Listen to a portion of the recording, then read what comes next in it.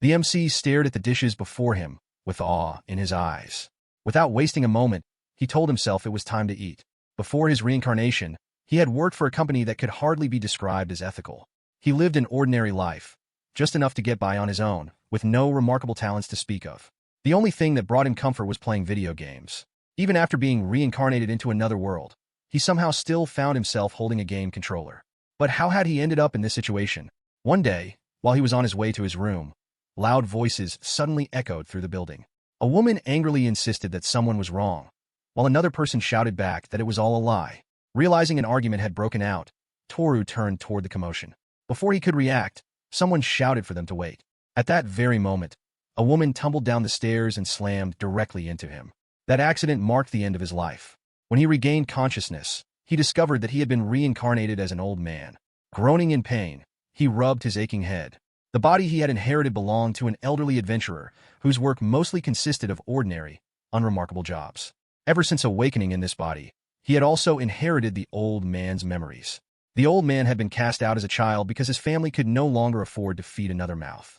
After making his way to the royal capital, he registered with the Adventurers Guild and devoted himself to becoming a successful adventurer. Along the way, he found companions who shared the same dream. However, no matter how hard he struggled, those companions gradually drifted away, and the dreams they once chased were eventually forgotten. Now, the MC had inherited that lonely life. Unfortunately, the memories from his previous life were of little use. Even before reincarnation, he had been nothing more than an average person. In the end, almost nothing had changed. There was only one exception, his special skill game. Just as its name suggested, it allowed him to play a game anytime and anywhere. Although there was only a single game available, it was one where the objective was simply to enjoy life while managing a territory. Players could farm, fish, perform alchemy, craft equipment, and take part in countless other activities. Possessing skills was nothing unusual in this world, but game was an exceptionally rare one. The old man had never understood how it worked and had never once used it. Unlike him, however, the MC was perfectly capable of playing the game. Even so, he couldn't help thinking that while the game offered an elegant, peaceful life, it existed only within its virtual world. His real life remained unchanged, filled with unstable day jobs and nights spent in cheap inns. To him, the game was nothing more than a way to pass the time. More than 10 years passed like that. Then, one night, he had a strange dream. Rubbing his eyes, he thought someone was standing nearby. As he looked more closely, he realized the figure before him was none other than himself before reincarnation. Confused, he wondered why his former self was dressed exactly like his in-game character. Then he noticed the figure silently pointing toward something. His former self smiled. The next instant, the MC abruptly woke from the mysterious dream. Seeing the game controller lying beside him, he wondered if he had fallen asleep while playing. Sitting upright, he muttered that it had been an odd dream. But as he recalled its details, he frowned. That place had definitely been inside the town hall. More specifically, it had been the trade corner. It has to be there, he thought. Opening the game, he carefully repeated everything he had done in the dream. According to the game's instructions, the trade post allowed players to exchange items with one another. The process was simple. First, a player chose an item to sell, decided on its price, and posted the offer on the bulletin board. Next, another player who saw the listing could agree to the trade. Finally, the transaction would be completed. The MC couldn't help but laugh to himself. He had never encountered another player before. Because of that, he had never once opened the trade screen. Swallowing nervously, he wondered whether he should actually give it a try. After hesitating for a moment, he selected the option to sell an apple. Now came the price. Since it was only a game anyway, he decided to set it at the minimum price of 3L. A notification immediately appeared, informing him that his apple had been listed for sale. So this is what appears on the bulletin board, he murmured as he stared at the screen. A purchase prompt then appeared, asking if he wanted to buy the apple for 3L. He found himself puzzled. Why would he buy the very apple he had just listed? Still, it was only 3L, so he figured there was no harm in trying. Without hesitation, he confirmed the purchase. Instead of completing the transaction, another notification appeared. Insufficient balance. His eyes widened in disbelief. What? The system then displayed another message. Please insert money. At that very moment, a coin slot suddenly appeared on the game controller. The MC froze. Could it be? Without wasting another second, he took out a coin and inserted it into the slot. Transaction complete. The instant the notification appeared, a fresh apple materialized right in front of him. I actually got it. He stared at the fruit in stunned silence. For the first time in what felt like forever, the darkness that had filled his life seemed to give way to a ray of hope. Tears welled up in his eyes as he held the apple in his trembling hands. He couldn't believe he hadn't realized it sooner. The apple he had purchased through the game was more delicious than any apple he had ever tasted in either of his lives. The next morning, the MC muttered to himself that selling the items he gathered in the game could be profitable in this world, which was why he had come to the commercial guild. Just then, a woman's voice snapped him out of his thoughts as she apologized for keeping him waiting. Looking up, he saw her standing before him. She explained that she was in charge of fresh produce and asked if he would mind letting her taste the apple first. The MC gladly agreed. He immediately sliced the apple into pieces and handed them to her. The moment she took a bite, her eyes lit up. It was incredibly sweet. The MC couldn't help but feel proud. In this world, sour apples were the norm, while the ones from his game were naturally sweet, as if filled with honey. After finishing her taste test, the woman nodded in satisfaction and told him to take the payment slip to the reception desk. Seeing the amount written on it, the MC was stunned. 3,000L. That meant 300L per apple, the same price an ordinary apple would cost a customer. If that was the case, then these apples would probably be sold for 2 or even 3 times that amount in the marketplace. The woman then told him that if he could supply them exclusively in the future, they would purchase each apple for 500L instead. She urged him to hurry, and the MC eagerly agreed. The following day, the woman looked surprised that he had returned so soon. The MC nervously wondered if that was a bad thing. Smiling, she handed him another payment slip and assured him it wasn't a problem at all. Staring at it in amazement, he saw that they had really paid 500L per apple. The woman then asked for his name. He introduced himself as Akian. She smiled and introduced herself as Liberia, saying she looked forward to working with him, Mr. Akian. Hearing his name spoken so naturally left him speechless. Not even during his registration at the Adventurers Guild had anyone paid much attention to his name. Even after becoming an old man, every interaction had been the same. People simply checked his registration badge and quest tag before handing over his reward. But this woman had called him Mr. Akian. For the first time since arriving in this world, he felt acknowledged as an individual. After leaving the guild, Akian couldn't help noticing how much lighter his steps felt. Since it was still too early to return to the inn, he wondered what he should do next. As he looked around, his gaze fell upon a group of orphan children. It was a common sight.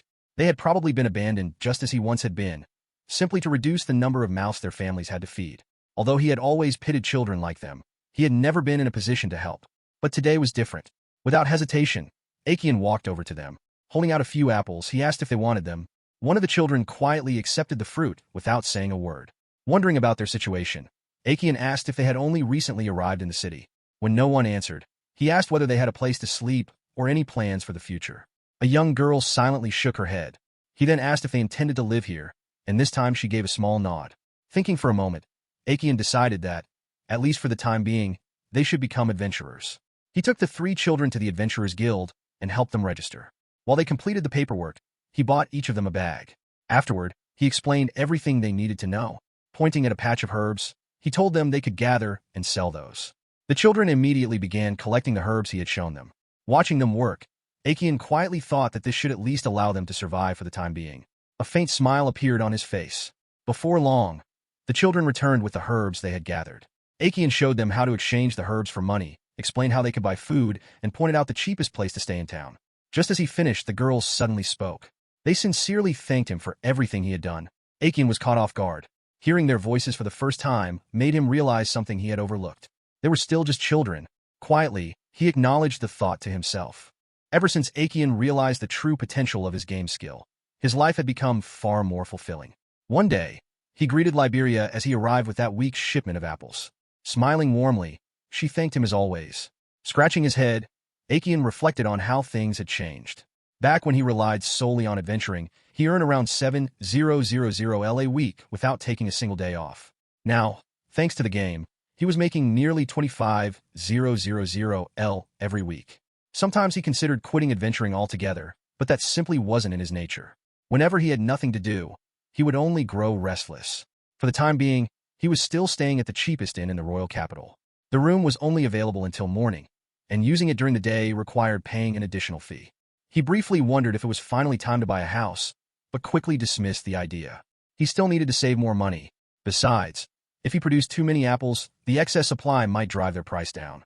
In that case, his income from adventuring wouldn't seem so insignificant after all. After thinking it over, he decided to head into the forest. Beside the royal capital stretched a vast forest, where gathering medicinal herbs was considered the very first job every adventurer learned. A full bag of herbs could be sold for 1,000L. As Akian gazed deeper into the forest, he recalled that the alchemical ingredients found farther inside sold for much higher prices. Unfortunately, venturing deeper also meant facing dangerous monsters. If only he could turn ordinary herbs into healing potions, he could earn even more. The problem was that the game didn't provide herbs, so he had never been able to craft potions there. Suddenly, an idea crossed his mind. Until now, he had only ever bought items from the game, but what if he could sell items into it as well? Curious, he opened the game. A guide immediately appeared, instructing him to enter the item's name, quantity, and purchase price. A prompt then asked whether he wanted to place a buying order for 1 bag of herbs at 1,000L. Without hesitation, Akian selected yes. Instantly, the bag of herbs he had just gathered vanished. Inside the game, his character successfully received the herbs. A notification immediately followed. He had discovered the recipe for a basic healing potion. Seeing that message, Akian finally understood. Now all that remained was to see whether he could actually craft it. After waiting a short while, another notification appeared, announcing that the basic healing potion had been completed. Unable to contain his excitement, Akian celebrated quietly. It had worked. Later that day, he returned to his inn and wondered where he should sell the potion. The minimum selling price was 150L per bottle. Healing potions were mainly purchased by the military, hospitals, and adventurers. The military and hospitals probably already employed their own alchemists, so he decided it would be best to take them to the Adventurers Guild the next day. Just then, he heard a noise outside. Curious, he stepped outside to investigate and found the 3 girls he had helped before. Calling out to them, he offered them the leftover apples he still had, asking if they would like to eat them. The girls smiled brightly and thanked him with genuine gratitude. As they walked away, Akian waved at them. Watching them leave, he couldn't help but think that being able to share what he had with others felt surprisingly good. The following day, Akian visited the commercial guild once again. Excusing himself, he approached the counter. Liberia looked slightly surprised to see him so early, wondering if he had already come to sell more apples. Scratching his head, Akian explained that this time he wanted to sell healing potions instead. Liberia asked to appraise them first, and Akian readily agreed. After carefully examining each bottle, she confirmed that they were indeed basic healing potions.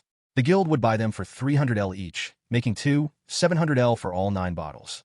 Akian accepted the offer without hesitation. Quietly calculating the numbers, he realized that since each potion only cost him 150L to produce in the game, he had earned a profit margin of 150L per bottle, totaling 350L in profit. Considering the time required to gather herbs, it still wasn't especially profitable. However, if he could eventually grow medicinal herbs on the farm inside the game, things might change. Unfortunately, at the moment, the farm only supported vegetables. Suddenly, Liberia asked whether he had become an alchemist. Feeling slightly embarrassed, Akian admitted that he had simply happened to figure out how to make healing potions. Liberia's face immediately brightened with excitement. She happily remarked that all his years of hard work had finally paid off. Hearing her say that made Akian break into a cold sweat. Since his success had actually come from the mysterious game skill, her praise left him feeling somewhat guilty. Liberia continued by explaining that his new ability would be a tremendous help to the guild. The alchemist they had previously relied upon had become exclusive to the hospital's workshop, and ever since the Western Town's dungeon became popular, the guild had been struggling to secure enough healing potions. She sincerely asked him to continue supplying them, assuring him that they would gladly purchase as many as he could make. Hearing those words, Akian was deeply moved. He immediately agreed, unable to hide his happiness. At last, someone in this world had genuinely asked for his help. Akian resolved that he had to mass-produce healing potions. On his way back, his face was still slightly flushed as he thought about how close that had been.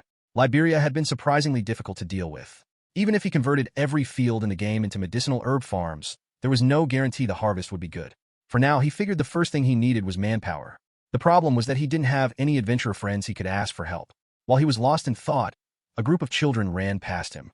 One boy called for the others to wait, only to be cut off by another urging everyone to hurry to the guild.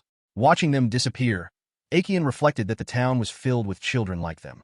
Whether they were orphans or simply trying to lessen the burden on their families, many of them earned their daily living by gathering medicinal herbs, just as he once had. Perhaps asking those children for help wouldn't be such a bad idea after all. Without wasting any time, Akian approached the 2 boys and called out to them. They stopped and looked back at him. One of them impatiently explained that they were in a hurry to get to the guild. Slightly surprised by the boys' rough attitude, Akian got straight to the point. He asked if they would be willing to sell their medicinal herbs directly to him for 100L per bag. Since the guild only paid 1,000L, he figured it was a fair offer. The boys' eyes immediately sparkled with excitement. Akian then offered 500L for all the bags they had collected. Without hesitation, the boy accepted and thanked him. After receiving the payment, the children happily celebrated, delighted by the extra profit before hurrying off to buy something to eat. Once they were gone, Akian continued on his way. After making sure no one else was nearby, he quietly opened the game. Basic healing potions sold for 300 L each, and this time he had successfully crafted 60 bottles, bringing the total sales to 18,000 L. After subtracting the costs of purchasing ingredients through the game and buying the herbs, his total expenses came to 14,500 L, leaving him with a profit of 3,500 L. It wasn't exactly impressive, but simply selling apples wouldn't be enough forever. Letting out a deep sigh, Akian decided to return to the city.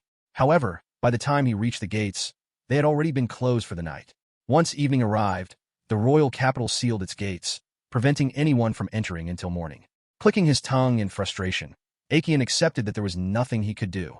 He lit a small campfire outside the walls and sat down beside it. Sighing once more, he wondered when the last time had been that he became so absorbed in a game that he completely lost track of time. Then another thought crossed his mind. This might be the perfect chance to try something he had been curious about. The game's crafting system also included cooking, but every dish it produced was treated as nothing more than a decorative item. If it turned out to be nothing more than a realistic food sample, it would be a waste, but he decided to test it anyway. Browsing the menu, he selected the morning set meal, which cost 300 L. It was roughly equivalent to 2 meat sandwiches, but considering it was a traditional Japanese-style breakfast, he thought it was an incredible bargain. The system asked whether he wished to purchase the morning set meal for 300 L. Akian immediately selected yes. In the next instant, the meal appeared right before him. He stared at it in amazement. It was real, and it looked absolutely delicious. Without another thought, he gratefully began eating. As soon as he took his first bite, he couldn't help but savor the perfectly seasoned grilled salmon. The sweetness of the rice paired wonderfully with its rich flavor, while the umami of the miso soup melted across his tongue together with the soft tofu. Akian had always believed there was nothing particularly meaningful about his life before reincarnation. Yet somehow, this simple meal carried an overwhelming sense of nostalgia. It was so delicious that he felt like crying. After finishing every last bite, he quietly thanked whoever had made the meal. With his stomach finally full, he let out a satisfied sigh. Just then, an unfamiliar voice suddenly called out to him. Startled, Akian nearly jumped. A woman's voice? Out here? Quickly turning around, he nervously asked who she was. The woman simply smiled and calmly assured him that there was no need to be so surprised. The woman introduced herself as Famiri Leba Terranstria, the Grand Duchess. Akian was stunned. So she was a member of the nobility? Famiri frowned slightly, asking whether he truly did not know who she was. Akian hesitated. Throughout the old man's entire life, he had never once had any dealings with the nobility. Letting out a sigh, Famiri explained that she was the third daughter of King Ryu, the founding king who had established the kingdom of Belstein over 300 years ago. She found it unbelievable that a commoner could be ignorant of such basic history. Without wasting another second, Akian immediately dropped to his knees and apologized profusely. His heart raced with panic. He had offended a noblewoman. All he could do now was bow his head and beg for forgiveness. Famiri calmly told him that was enough and instructed him to raise his head. Relieved, Akian looked up, intending to thank her. However, the words caught in his throat. His eyes widened in shock when he noticed that she had no feet. Her lower body simply faded away into nothingness. Seeing his expression, Famiri explained that, since he seemed so uninformed, she would educate him. Her father, the founding King Ryu, had lived more than 300 years ago. Akian couldn't help asking if that meant Lady Famiri herself had also existed for over 3 centuries. Ignoring his question, she continued speaking. She explained that she had excelled in magic during her lifetime and had used a secret technique to attain immortality. Akian instinctively flinched. Did that mean she was something like a lich or an overlord? Reading his reaction, Famiri assured him there was no need to be afraid. It wasn't as though she intended to drain away his life force. Besides, she added rather bluntly, he didn't look particularly appetizing. Hearing that, Akian relaxed with obvious relief. Famiri then shifted the conversation. She pointed out that he had just used a rather unusual skill to produce something interesting. Cold sweat immediately ran down Akian's back. This was bad. She had seen everything. Stammering nervously, he tried to explain himself, but before he could finish, Famiri's eyes sparkled with excitement. Among those items she asked, there had been white rice, hadn't there? Confused by her enthusiasm, Akian admitted that she was correct. The moment he confirmed it, Famiri's face lit up with delight. She happily exclaimed that she knew it. She then confessed that the true reason she had approached him was because she wanted some of that rice. Her father had always dreamed of tasting it, so she wondered if Akian would kindly produce another serving. Akian was momentarily speechless. Then he quickly agreed and asked her to wait just a moment. Opening the game, he purchased another meal before respectfully presenting it to her. Famiri gazed at it in fascination. Telling him to remain where he was, she suddenly vanished together with the food. Only a short time later, she returned just as abruptly. Akian was astonished by how quickly she had come back. Approaching him once more, Famiri praised his efforts and handed him a reward. Accepting the item, Akian curiously asked what it was. She simply replied that it was something valuable and that he would understand once he ate it. Saying that, she prepared to leave.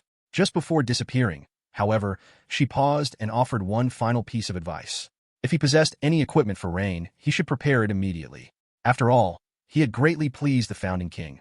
The instant she finished speaking, she disappeared into thin air. Following her warning, Akian immediately rented a tent for 500 L. As rain poured down outside, he couldn't help sighing. The profit he had expected to earn from selling healing potions had effectively vanished because of this unexpected expense.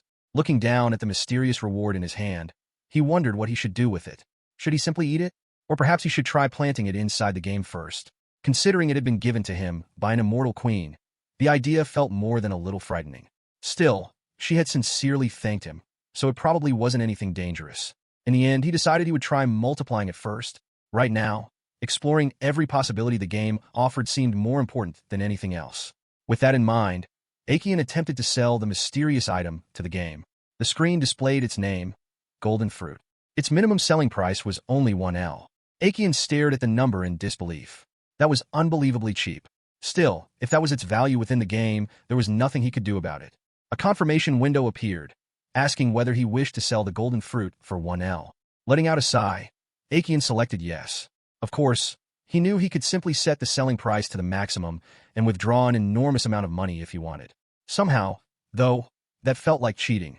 Losing a little money inside the game wasn't a big deal. Besides, he had never been the type to play games competitively. He was much more comfortable enjoying them on normal or easy difficulty. After spending some more time playing, he noticed that the seed he had planted earlier had already sprouted. The medicinal herbs also seemed to be growing nicely. Perhaps it was finally time to take on an adventurer's quest again after such a long break. While waiting for the crafting process to finish, Akian found himself wondering what he truly wanted to do from now on. His current goal was to improve his living conditions. If all he wanted was a peaceful life, then selling apples once a week would already provide more than enough money. But was that really the kind of life he wanted? What he truly wished to do was, before he could finish the thought, a notification suddenly appeared on the screen. Adventurer's equipment has been completed. Akian's eyes widened in surprise. Adventurer's equipment? In this world, adventurers who lacked talent in combat were known as Iron Rank adventurers. They were treated no differently from ordinary day laborers. Akian was one of them. It wasn't that being an Iron Rank adventurer was inherently bad, but neither he nor the old man whose life he had inherited had ever been able to smile about it. They had never truly enjoyed that way of living, even though all of his recent efforts had finally begun to bear fruit. What Akian had really wanted all along was simple. He wanted someone to acknowledge him. Quietly, he muttered that he finally understood. Liberia's words echoed through his mind, asking him to continue helping the guild. Then another cheerful voice followed. It was one of the girls he had helped, happily saying that she hoped they could work together again someday. Now that Akian truly understood the potential of his game skill, wasn't this exactly the opportunity he had been waiting for? If he possessed such an incredible power and still refused to make use of it, could he honestly claim that he was striving toward anything worthwhile? And when people spoke about adventurers, there was always one thing that came to mind: dungeons. That night, while heavy rain continued to pour outside, Akian dreamed of the old man's very first encounter with the goblin. It had been during a caravan escort mission. The party consisted of 2 veteran adventurers along with 3 newcomers assigned as lookouts. One of the new adventurers excitedly suggested that once the mission was over, they should all challenge a dungeon together. Akian and another rookie eagerly agreed. But when the goblin finally appeared, everything fell apart. Unlike the others, Akian couldn't move at all. Fear rooted him to the spot, and he failed to take even a single step forward. After the battle, one of the veterans praised the other 2 newcomers for their performance and invited them to join his party. They accepted immediately. Meanwhile, Akian was left standing alone. He tried to catch up with them, but the 2 companions he had hoped to adventure alongside simply walked away, leaving him behind without looking back. At that moment, Akian abruptly awoke from the dream. His entire body was drenched in sweat as he struggled to catch his breath. Since that day, he had never spoken to those 2 adventurers again. He had only seen them once afterward, proudly wearing magnificent armor. Neither of them had made any effort to speak to him. There were those who continued moving forward, and there were those who were left behind. It was a painfully cruel realization, The old man's memories contained far too many painful moments that should have been forgotten. Wiping away the tears running down his face, Aekian clenched his fist and quietly swore that one day they would see him. 1 week later, the loud clang of metal echoed throughout the Adventurers Guild training grounds. Aekian stood there, practicing with a weapon. After another round of training, he wiped the sweat from his forehead and decided it was time to take a short break. Just then, someone called out to him, greeting him as the old-timer. Aekian turned and returned the greeting. The man was the guild's combat instructor, a former adventurer who had retired after losing one of his eyes and now devoted his time to training younger adventurers. The instructor remarked that he had heard Aekian had been doing quite well lately. Surprised, Aekian looked back at him. The instructor casually mentioned that Aekian had started making healing potions and even buying medicinal herbs directly from children. Aekian awkwardly admitted that it was something along those lines. At the same time, cold sweat ran down his back. Somehow, the instructor already knew everything. Aekian himself barely paid attention to what other people were doing, yet the instructor seemed to keep a close eye on everyone. The instructor then asked that if Aekian had become an alchemist, there should be no need for him to go outside anymore. So why was he suddenly learning how to fight with weapons? Scratching his cheek, Aekian replied that he supposed training had reminded him of how he felt when he was younger. The instructor burst into laughter. Embarrassed, Aekian complained that it wasn't funny. Still chuckling, the instructor apologized before telling him not to do anything reckless. Aekian assured him that he understood. Just then, the training hall's door opened. Aekian glanced toward the entrance and saw a woman clad in full armor walking inside. Aekian wondered who those people were. The instructor admitted that he didn't know either, and that they didn't seem to be new faces. As Aekian watched them, he figured they must have spent a fortune on their clothes. Perhaps they were connected to some noble family. Still, it wasn't any of his concern. Afterward, he left the training grounds and headed to the bathhouse to wash off the sweat before returning to the inn. Along the way, he wondered what he should have for dinner. As he walked through the streets, the familiar children called out to him. They asked if he would buy herbs from them again today. Aekian agreed, saying he would take everything they had. The children cheered happily. Since he couldn't carry all the herbs himself, Aekian asked if they could deliver them to the inn instead. The boy readily agreed. As they walked together, Aekian found himself thinking that lately he had started hoping those children would succeed as adventurers. Even if they never became adventurers, he still wished for them to become independent and earn an honest living. It was almost amusing that he had reached the point where he could think about such things so self-importantly, despite still living in a cheap in himself. Just because memories of his younger days had resurfaced didn't mean he should let his thoughts and actions be ruled by emotion. That wouldn't be very mature of him. Then the boy's grateful words echoed in his mind. Thanks to him, they were almost able to afford weapons. The thought brought a smile to Aekian's face. He couldn't let himself be outdone either. He spent the entire afternoon busy with potion crafting, harvesting and maintaining his crops, fishing, and taking care of various other tasks.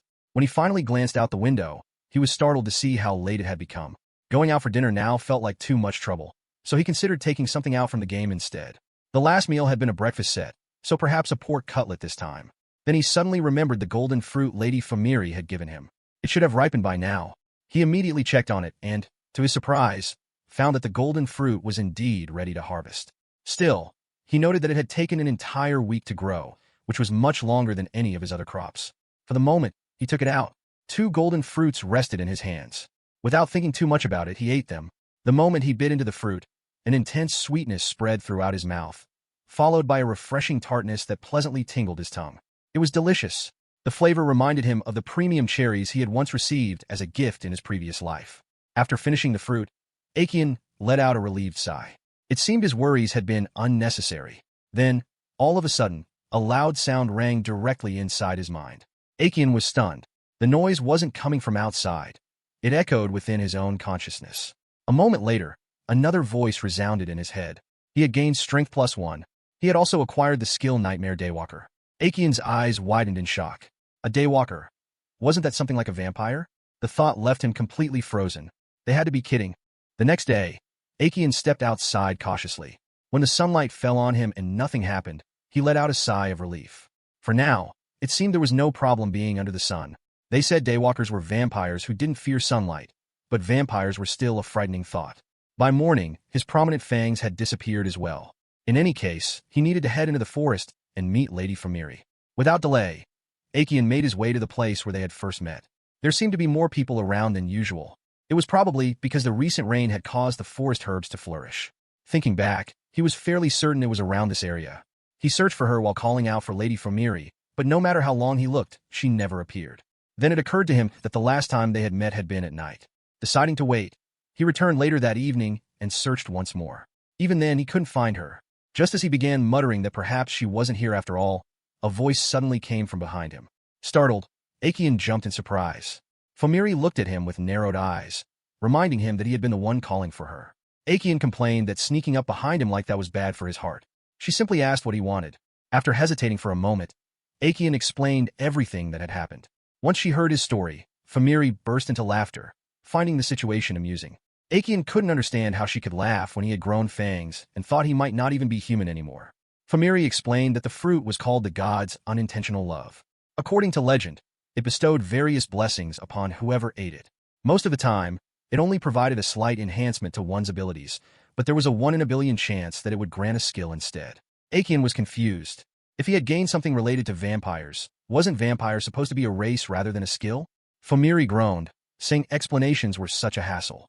She casually drew a magic circle in the air. Akian stared at it in shock. Before he could react, she told him to simply accept it. In the next instant, the glowing magic circle disappeared into his hand. Still bewildered, Akian wondered what exactly she had done, but Fumiri interrupted him, explaining that she had granted him magic. The revelation left him speechless. She instructed him to say a praise and see for himself. Following her instructions, Akian activated the spell. Instantly, a status window appeared before him. It listed his race as human, strength level 10, stamina level 7, speed level 5, magic level 1, and luck level 1. Under skills were game and nightmare daywalker, while his magic was listed as a praise.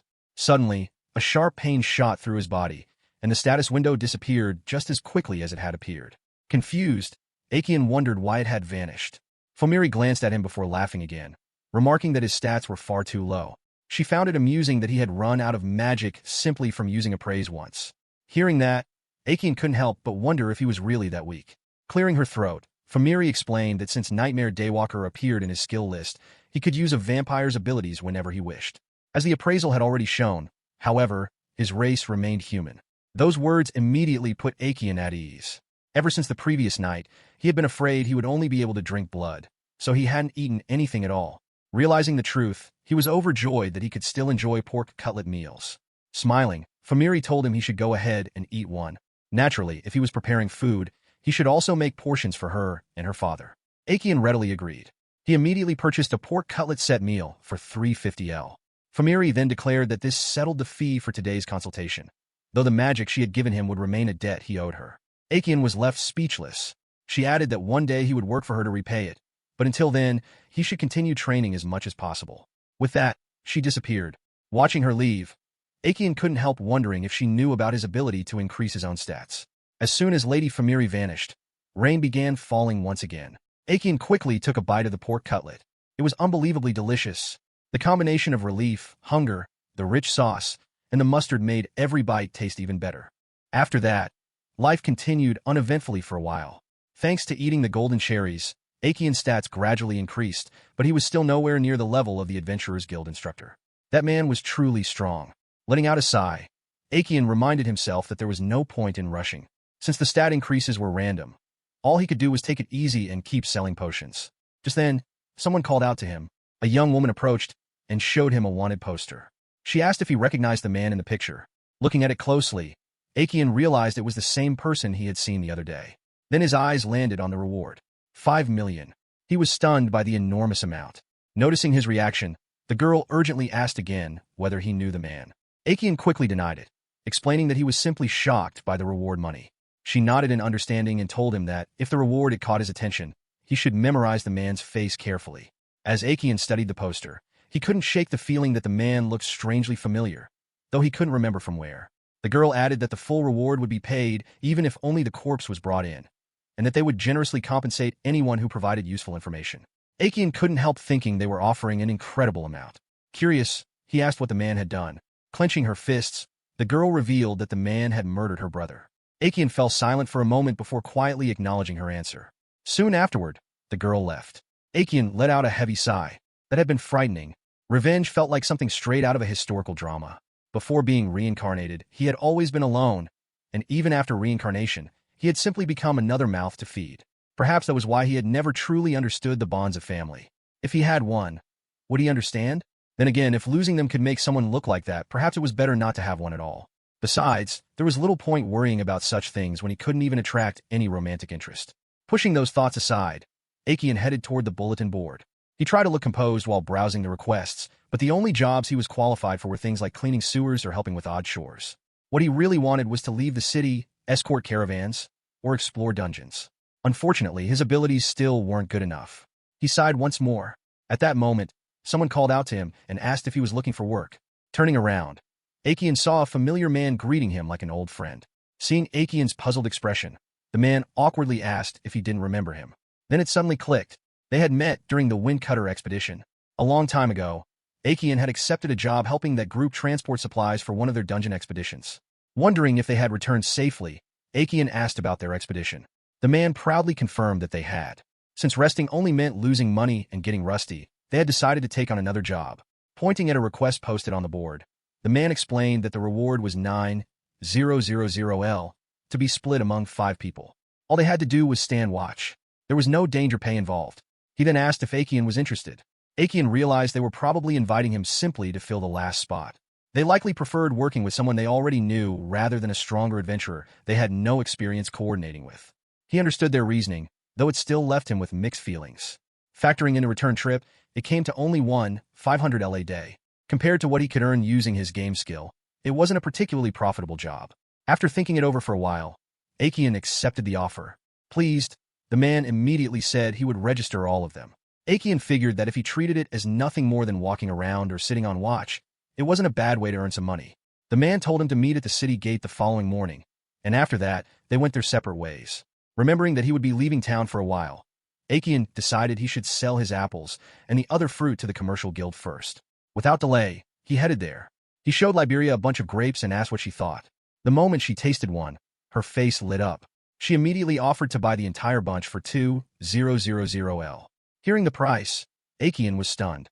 It was 4 times more expensive than the apples. Liberia told Aikian that his apples had become extremely popular among nobles and wealthy customers. She was certain this batch of grapes would be just as successful and eagerly asked him to come again. As Aikian left, he couldn't help thinking that it really was that kind of clientele buying his produce. Afterward, he bought some preserved food, purchased herbs from the children, and informed everyone that he would be away for a while. Later that night, Aikian bought a hamburger meal for 200L. Tonight's dinner would be this. As he ate, it suddenly occurred to him that meals filled with soda and greasy food were actually a luxury. He also reminded himself that he needed to watch his weight. After finishing dinner, he heard noise coming from outside. Realizing it was the children again, he remembered that they had mentioned starting copywriting jobs. In this world, printing and copying technology were still poorly developed, making books valuable and literacy relatively uncommon. Since being reincarnated, Aikian had worked hard to learn how to read and write, but he hadn't even known copywriting was a real profession. The children had also talked about trying new kinds of work, making him realize just how lazily he had been living. In his eyes, those children shone brilliantly. Still, there was no point dwelling on it now. He needed to prepare for tomorrow. Opening the game system, Aikian recalled that players could create weapons and armor for NPC adventurers to use while hunting monsters and gathering materials. Fortunately, after 5 years of grinding, he had accumulated plenty of high-quality equipment. Since there was no telling what might happen outside the city, using rare items could attract unwanted attention, so he chose equipment that would keep him safe without standing out too much. Satisfied with his decision, he summoned the gear, and it instantly appeared before him. That night, Aikian ate his usual golden cherries. Although the noise outside continued, he ignored it and went to bed early. The following morning, wearing his armor and carrying his equipment, Aikian arrived at the meeting place ahead of schedule. When the man and the rest of his companions finally appeared, the man greeted him with a grin, apologizing for the wait and complimenting his impressive gear. Embarrassed, Aikian scratched his head. The man then announced that it was time to head to the client's wagon. Without delay, they made their way over. As soon as Aikian saw it, he recognized that it belonged to a famous merchant. Even so, something felt strange. For such a well-known store, the amount of cargo was surprisingly small. Normally, the wagon would be packed full, yet this one carried only a single barrel. Aikian couldn't help wondering why. Meanwhile, the man introduced their group, Windcutter, to the coachman as the escort team for the journey. The coachman replied that he had been expecting them and instructed everyone to board immediately because they would depart at once. Everyone climbed aboard without hesitation. Even then, Aikian's thoughts remained fixed on the tiny amount of cargo. Was that really all they were transporting? Just then, the coachman looked at him in surprise and recognized him. Hearing the name Wizard, Aikian was stunned. Wizard had been his very first companion. Back then, Wizard was supposed to have gone on to become a successful adventurer after escorting the caravan. So why was he working here instead? When Aekian asked, Wizard simply replied that a great deal had happened, and now he had ended up in this situation. Then he pointed to where one of his legs should have been. It was gone. Aekian stood there frozen. Just then, an old man snapped at them. Hey, stop chatting and get moving. Wizard let out an awkward laugh and apologized. The old man instructed Aekian to head over to a nearby wagon. Okay, Aekian replied.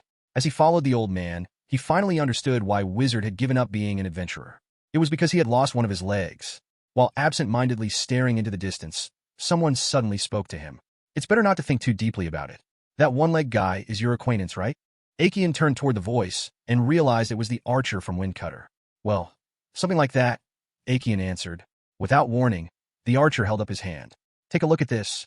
I lost these fingers during a fight in a dungeon. Aekian was stunned. For an archer, your dominant hand is your life. I spent every bit of my savings on treatment. But what do you think happens to adventurers who have neither savings nor the ability to work? That guy's lucky he already has another job waiting for him. Dungeons are profitable, but they're also incredibly dangerous. It's a story you hear all the time. Aekian stared at him in confusion, wondering if the man was actually trying to comfort him. He let out an awkward laugh. Still, I'm jealous that you can even challenge dungeons. The archer grinned. You're saying some pretty childish things. Hearing that, Aekian could only laugh awkwardly again. Honestly, what he felt toward Wizard was simply surprise. Realizing the potential of his skill had made him want to move forward with the excitement of a child. There was no time to keep looking back. Hours later, the leader finally called for a halt. All right, let's stop here and let the horses rest. The group quickly set up camp, ate a simple meal, and assigned watch shifts. The man from Windcutter looked at the old man. Old man, can he take the midnight to morning shift? Sure. I'll do it, Aekian answered. Before long, everyone except Aekian had fallen asleep. As he stood watch, he thought to himself that if goblins came down, they would most likely come from the mountains. But monsters weren't the only threat. He remembered an old saying about never focusing too much on a single place. It was advice a senior adventurer had given him when he first started. Back then, the senior had shouted, "Listen up, use your ears and your eyes to gather information from every direction. Keep moving your head so you can see everything, even what's behind you." Yes, everyone had answered. Recalling that lesson, Aekian carefully scanned his surroundings. Right, I need to see everything. Just then, a faint noise echoed somewhere nearby. Aekian instantly became alert. He had definitely heard something unusual. It's coming from over there? Following the sound, he suddenly caught sight of sharp claws rustling through the bushes. Goblins! Aekian immediately shouted to wake everyone. Goblins are here. The camp instantly burst into chaos. Goblins! Adventurers, grab your weapons. Meanwhile, Aekian's body trembled. Truthfully, he had never defeated a monster before, but he had to do it. He tightened his grip on his spear just as a goblin leaped straight at him. The creature was about to land when Aekian thrust his spear forward, driving it cleanly through the goblin's chest. Aekian gasped. I did it. There was no time to celebrate. More goblins charged in, quickly surrounding him from every direction. Aekian froze. Damn, I'm surrounded. At that instant, an arrow whistled past him and pierced one of the goblins. Aekian turned around to see the archer lowering his bow. Sorry for the wait, the archer said with a grin. Nice job, old man. I'll cover you, so keep going, keep going. Aekian repeated in disbelief. What about everyone else? There are too many. We need to regroup. They seem to be having a hard time over there too. Look out, they're coming. Aekian steadied himself. All right, here goes nothing. After cutting down the goblins surrounding him, Aekian staggered backward, breathing heavily from exhaustion. The archer gave him a thumbs up. You're doing great, old man. Aekian let out a sigh of relief. It's over. However, the archer shook his head. Sorry to say this, but it looks like we won't be getting any rest yet. He pointed toward the other side of the battlefield, where their companions were still locked in combat against another wave of goblins. After fighting for a while, the leader of Windcutter observed that they had mostly finished dealing with the goblins, though a few stragglers remained.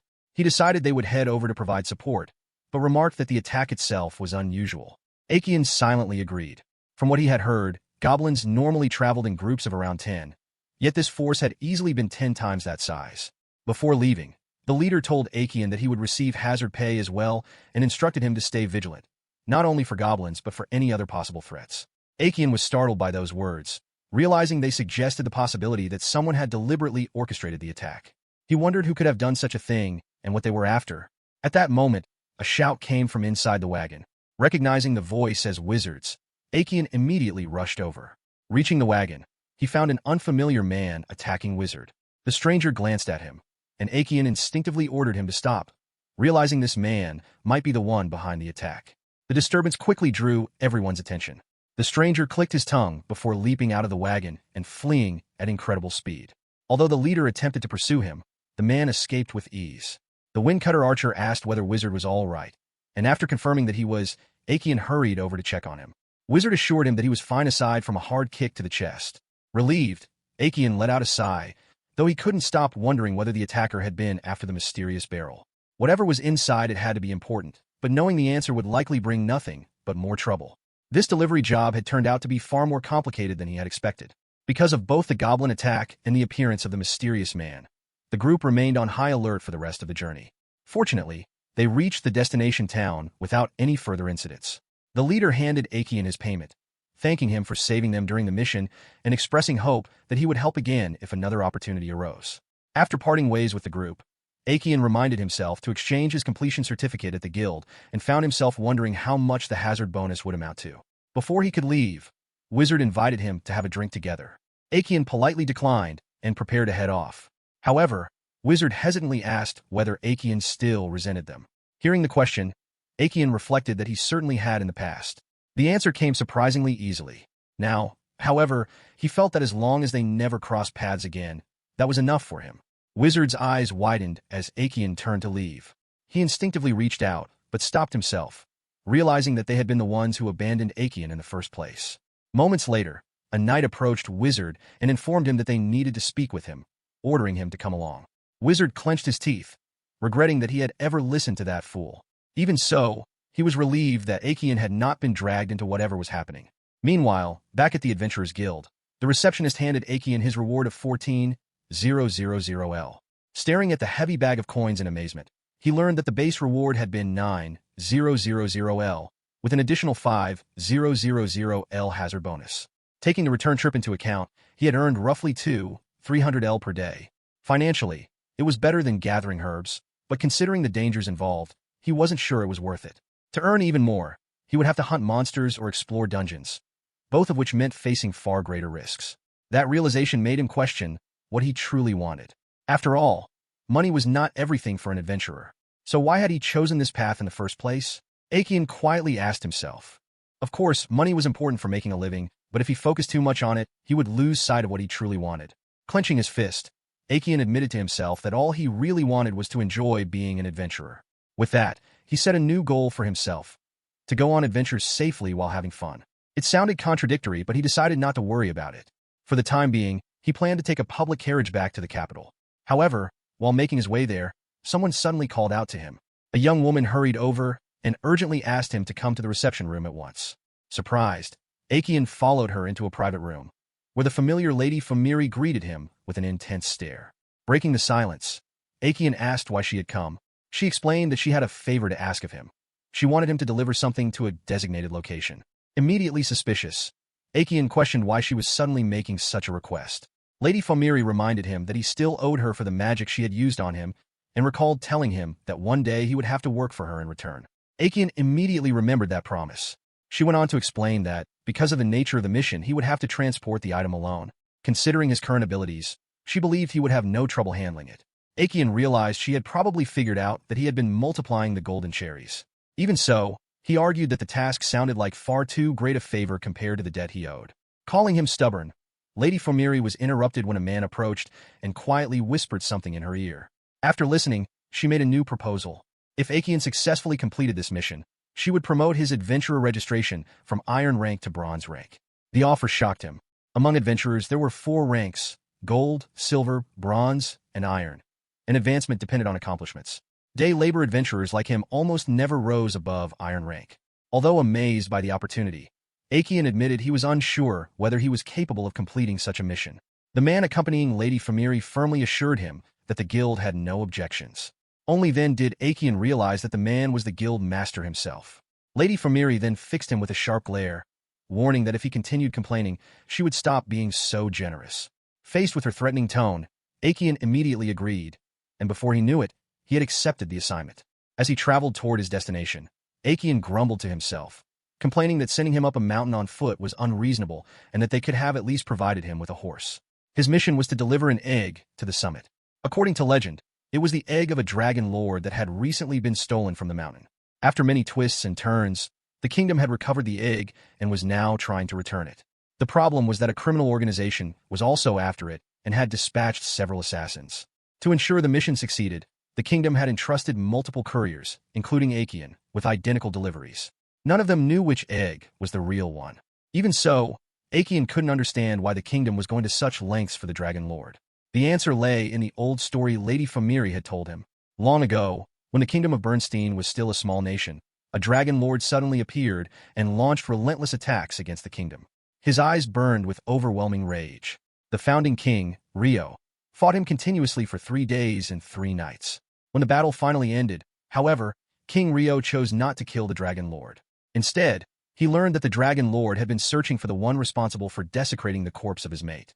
Upon hearing this, King Rio proposed that he would personally find the culprit and deliver them to the Dragon Lord. In return, he asked for a single promise. If dragons ever caused trouble for the kingdom, the Dragon Lord would deal with them.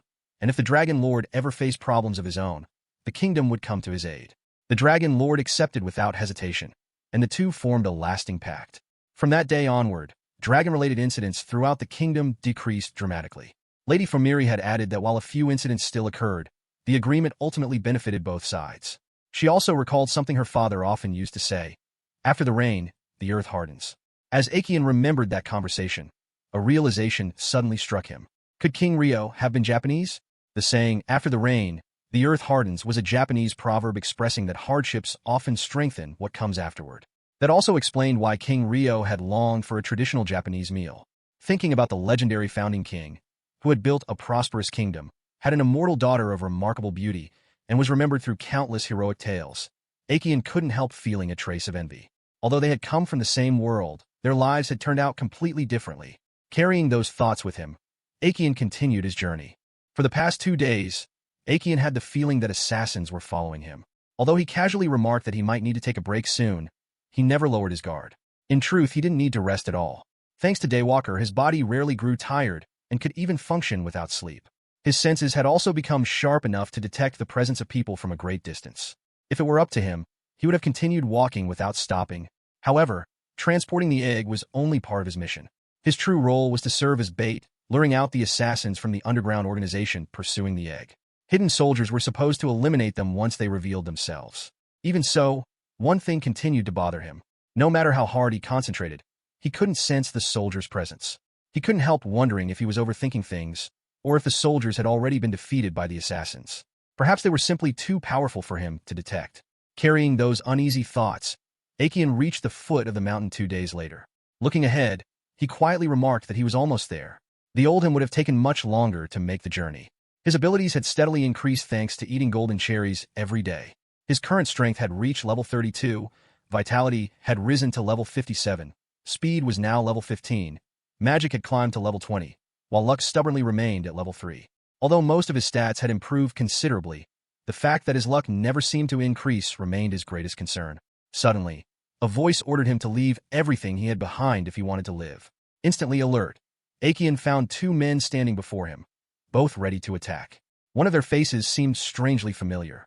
Searching his memory, he suddenly realized that the man matched the face on a wanted poster he had seen before. At the same time, he remembered seeing him during the wagon incident as well. The other man casually referred to him as Master Ben, the sword demon, remarking on how famous he was. Hearing the name, Aekian froze. Ben had once been one of his earliest companions alongside Wizard, and among them, he had always been the strongest. Aekian couldn't help wondering how someone like Ben had ended up like this. He had always believed Ben would have climbed far higher as an adventurer. Thinking to himself that even Ben had failed in the end, Aekian barely had time to react before a sword pierced straight through his chest. Ben angrily snapped that Aekian knew nothing before pulling the blade free. Blood scattered as Aekian collapsed onto the ground. After confirming that he appeared dead, Ben instructed his companion to retrieve the egg quickly. He explained that he had already dealt with the soldiers hiding nearby, though there could still be more in the area. However, when they opened the sack, they discovered it was empty. Clicking his tongue in annoyance, Ben realized it had been a decoy.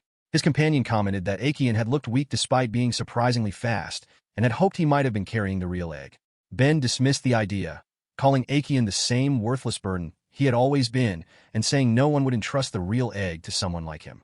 The other man laughed at the harsh remark, noting that Aekian had once been Ben's companion. He also mentioned hearing from an informant that Aekian had recently been making money selling potions. Realizing that explained Aekian's better quality leather armor, Ben kicked his motionless body and mocked him for getting carried away by accepting such an important mission. His companion laughed dryly and suggested they quickly take all of Aekian's belongings before leaving. At that very moment, a voice echoed through Aekian's mind.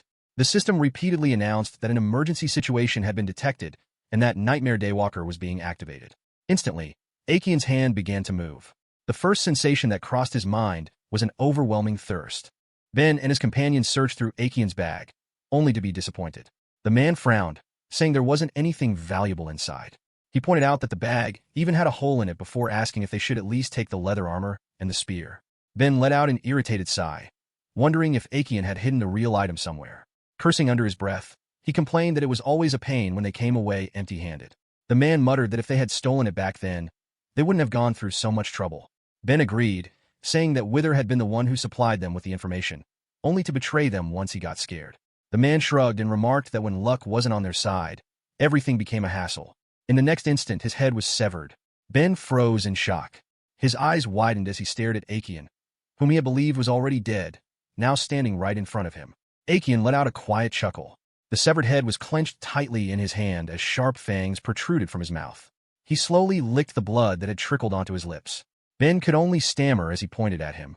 With a smirk, Aekian asked if Ben didn't know what a dropout really meant. It referred to scum like Ben, people who trampled on others to climb higher, only to fall back down and end up covered in filth. Ben ground his teeth in fury. He didn't need a monster like Aekian lecturing him. He swore he would cut off Aekian's head. As Ben prepared to charge forward, Aekian vanished. Before Ben could even take a single step, Aekian had already appeared behind him, gripping his sword. Too slow. Cold sweat ran down Ben's face.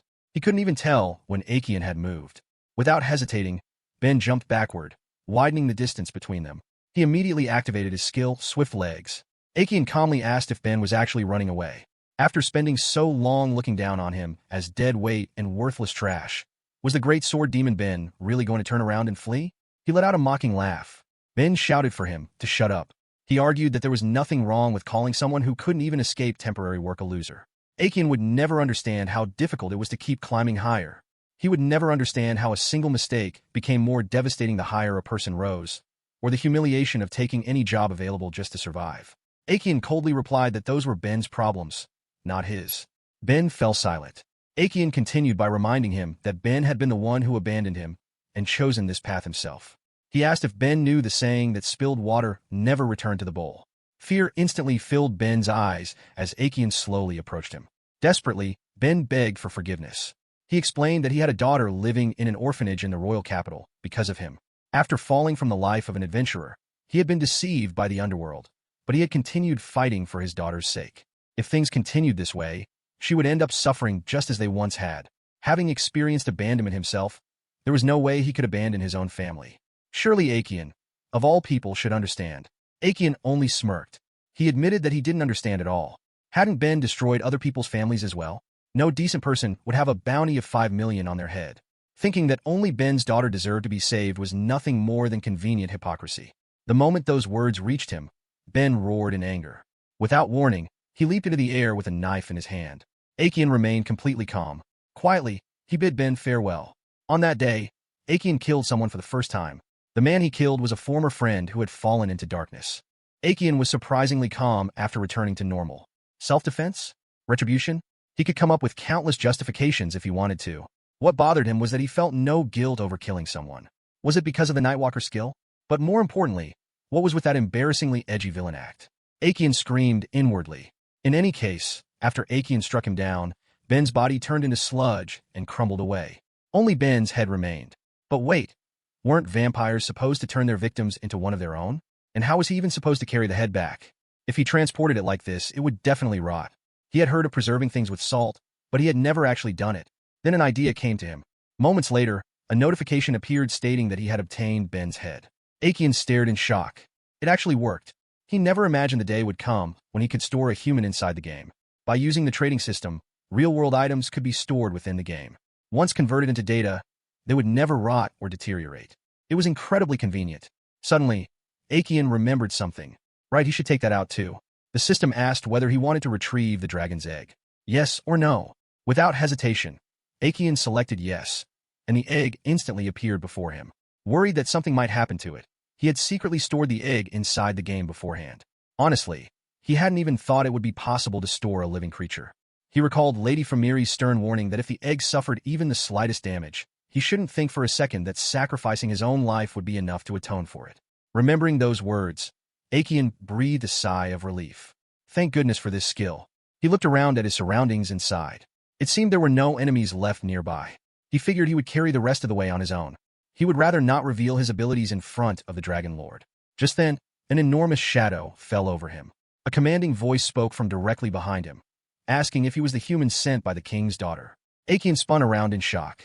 The Dragon Lord. Without hesitation, the Dragon Lord ordered him to return the egg. Akian immediately handed it over. The egg floated into the air on its own before the Dragon Lord acknowledged that he had received it. Akian wondered if it was telekinesis. The Dragon Lord then declared that, as a reward for delivering the egg and slaying the thieves, he would answer one question.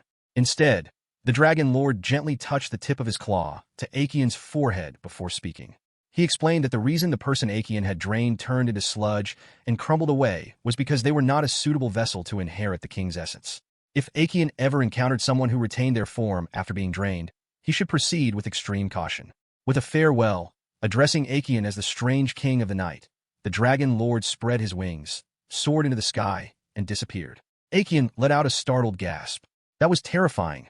And wait, did the Dragon Lord already know everything? Releasing a long sigh, Akian decided he was exhausted and would simply head home. In the end, he ran all the way back to the royal capital. As soon as he entered the guild, the receptionist happily greeted him, welcoming him back and saying she was glad he had returned safely. Akian scratched his head and thanked her. She then mentioned that Liberia had been looking for him because the grapes had become a huge hit and sold out almost immediately. Akian's eyes lit up with excitement. Really? At the same time, he realized he still had plenty of grapes left. Once sales became more stable, he thought he might rent a place on a monthly contract, perhaps an apartment. The receptionist then asked whether he had come to sell more potions today. Akian replied that he had, but before that he wanted to discuss something regarding a wanted poster. He then showed the notice to her. The receptionist suddenly gasped at the sight of the wanted notice, asking if Akian was serious about this. Seeing her reaction, Akian looked puzzled. Lowering her voice, she explained that the client was a noble, so if this turned out to be a mistake, it could end very badly. Akian replied that they would never know unless they confirmed it with the person involved. She hesitated before asking if he was really all right with her calling them. Akian immediately agreed, quietly thinking that she was taking this matter very seriously. Afterward, they moved to one of the guild's meeting rooms. The noblewoman narrowed her eyes and asked if he was the one who had something to report regarding the wanted notice. Akian nervously answered yes. He couldn't help thinking that the pressure she radiated was just as overwhelming as ever. Deciding not to waste time, he untied the knot on the box. The lid fell open, revealing Ben's severed head inside. Akian asked if this was what she had been looking for. The noblewoman's eyes widened. At that moment, a man slammed his hand against the table and shouted that it was impossible. Was Akian seriously claiming that someone like him had defeated Ben, the sword demon? He accused Akian of lying and scheming to steal the bounty through deception. Akian quietly muttered to himself that although it was true he was only a small-time adventurer, the man's attitude was still unpleasant. Besides, he had already reached the point where he no longer cared much about the bounty money. Believing he had made a mistake, Akian apologized and said that if this wasn't what they were looking for, he would take his leave. Just as he was about to close the box, the noblewoman stopped him. She firmly declared that there was no doubt this was exactly what they had been searching for. Without hesitation, she picked up Ben's head. She apologized for her subordinate's rude behavior and stated that she would immediately summon someone from the trade guild to complete the necessary procedures. The man from earlier protested in disbelief, asking if she was truly going to trust someone like Akian. The noblewoman calmly replied that, if he objected, he was free to remain there and continue searching for the culprit himself. As for her, regardless of what anyone said, she would be taking the head with her. Hearing those words, the man immediately lowered his head and apologized. The noblewoman dismissed him with a single command. Watching the exchange, Akian couldn't help thinking that she was terrifying. A short while later, Akian was instructed to place his thumb on the document as a seal for the contract. Liberia explained that with that, the transaction was complete and thanked him for his hard work. She then asked him to wait there for a moment. Aekian nodded in agreement. After Liberia left to process the paperwork, the noblewoman spoke again, asking if his name was Aekian. He answered yes and asked if there was something else she needed. To his surprise, the noblewoman suddenly bowed deeply before him. With a warm smile, she apologized for forgetting to introduce herself and stated that her name was Zaragant. She sincerely thanked him for everything he had done. Aekian stood there in stunned silence. Before long, Liberia returned. She admitted that she still couldn't believe Aekian had captured a wanted criminal. Aekian replied that he was even more surprised to learn that Liberia handled matters other than fresh produce. Smiling, she explained that she normally didn't, but she had been the only person available to take care of this case. Aekian nodded in understanding. Then, with a playful grin, Liberia remarked that, in a way, a severed head could also be considered a type of fresh produce. Aekian flinched in shock. Liberia laughed and admitted she was only joking. Aekian could only think to himself that it wasn't funny at all. Liberia then explained that the promissory note might not be very practical for someone in Aekian's situation, so she recommended converting it into cash. When she asked what he thought, Aekian immediately agreed. Liberia smiled and suggested taking the opportunity to open a trade guild bank account. If he entrusted the management of his funds to them, they would ensure excellent returns. Hearing her enthusiastic sales pitch, Aekian secretly thought that Liberia was starting to sound exactly like a bank salesperson. Even so, he agreed, saying he would be happy to open an account. Liberia's eyes sparkled with delight as she thanked him and eagerly began the account registration process. Watching her work, Aekian quietly thought to himself that she was such a professional. Then he remembered one more thing he wanted to ask. He wondered if it was possible to make a donation to an orphanage. As he spoke, he recalled the orphanage in the royal capital where Ben's daughter was supposedly living. It wasn't because he was burdened with guilt. Rather, it simply felt as though the ghost of that old man was urging him to do it. After completing all the necessary procedures, Aekian was left with 1,000,000L. He transferred the money into the game before returning to the inn. Ever since he had arrived back in the royal capital, something had been bothering him. Taking a deep breath, Aekian decided it was time to find out. He activated appraisal. Instantly, a status window appeared before him. His strength had increased to level 45, endurance to level 70, agility to level 23, and magic remained at level 20. His luck, however, was still stubbornly stuck at level 3. His listed skills were gaming, nightmare daywalker, sprint, and silent step, while his only magic remained appraisal. Aekian gasped. Just as he had suspected, sprint and silent step had been added to his skills. He had found it strange that his footsteps had suddenly become completely silent. Sprint. That was the skill Ben had mentioned. Could it be that Nightmare Daywalker allowed him to steal other people's skills? Unfortunately, he couldn't exactly test that theory by turning someone else into sludge. Maybe he should simply consider himself lucky. Even so, the thought continued to bother him. Aekian tried forcing himself to sleep, but no matter how hard he tried, sleep refused to come. Left with no other choice, he decided that maybe it was time to have a drink for the first time in a long while. Inside the game, only tea and juice could be crafted, so if he wanted alcohol, he had to buy it in town. After paying, Aekian thanked the shopkeeper for his business.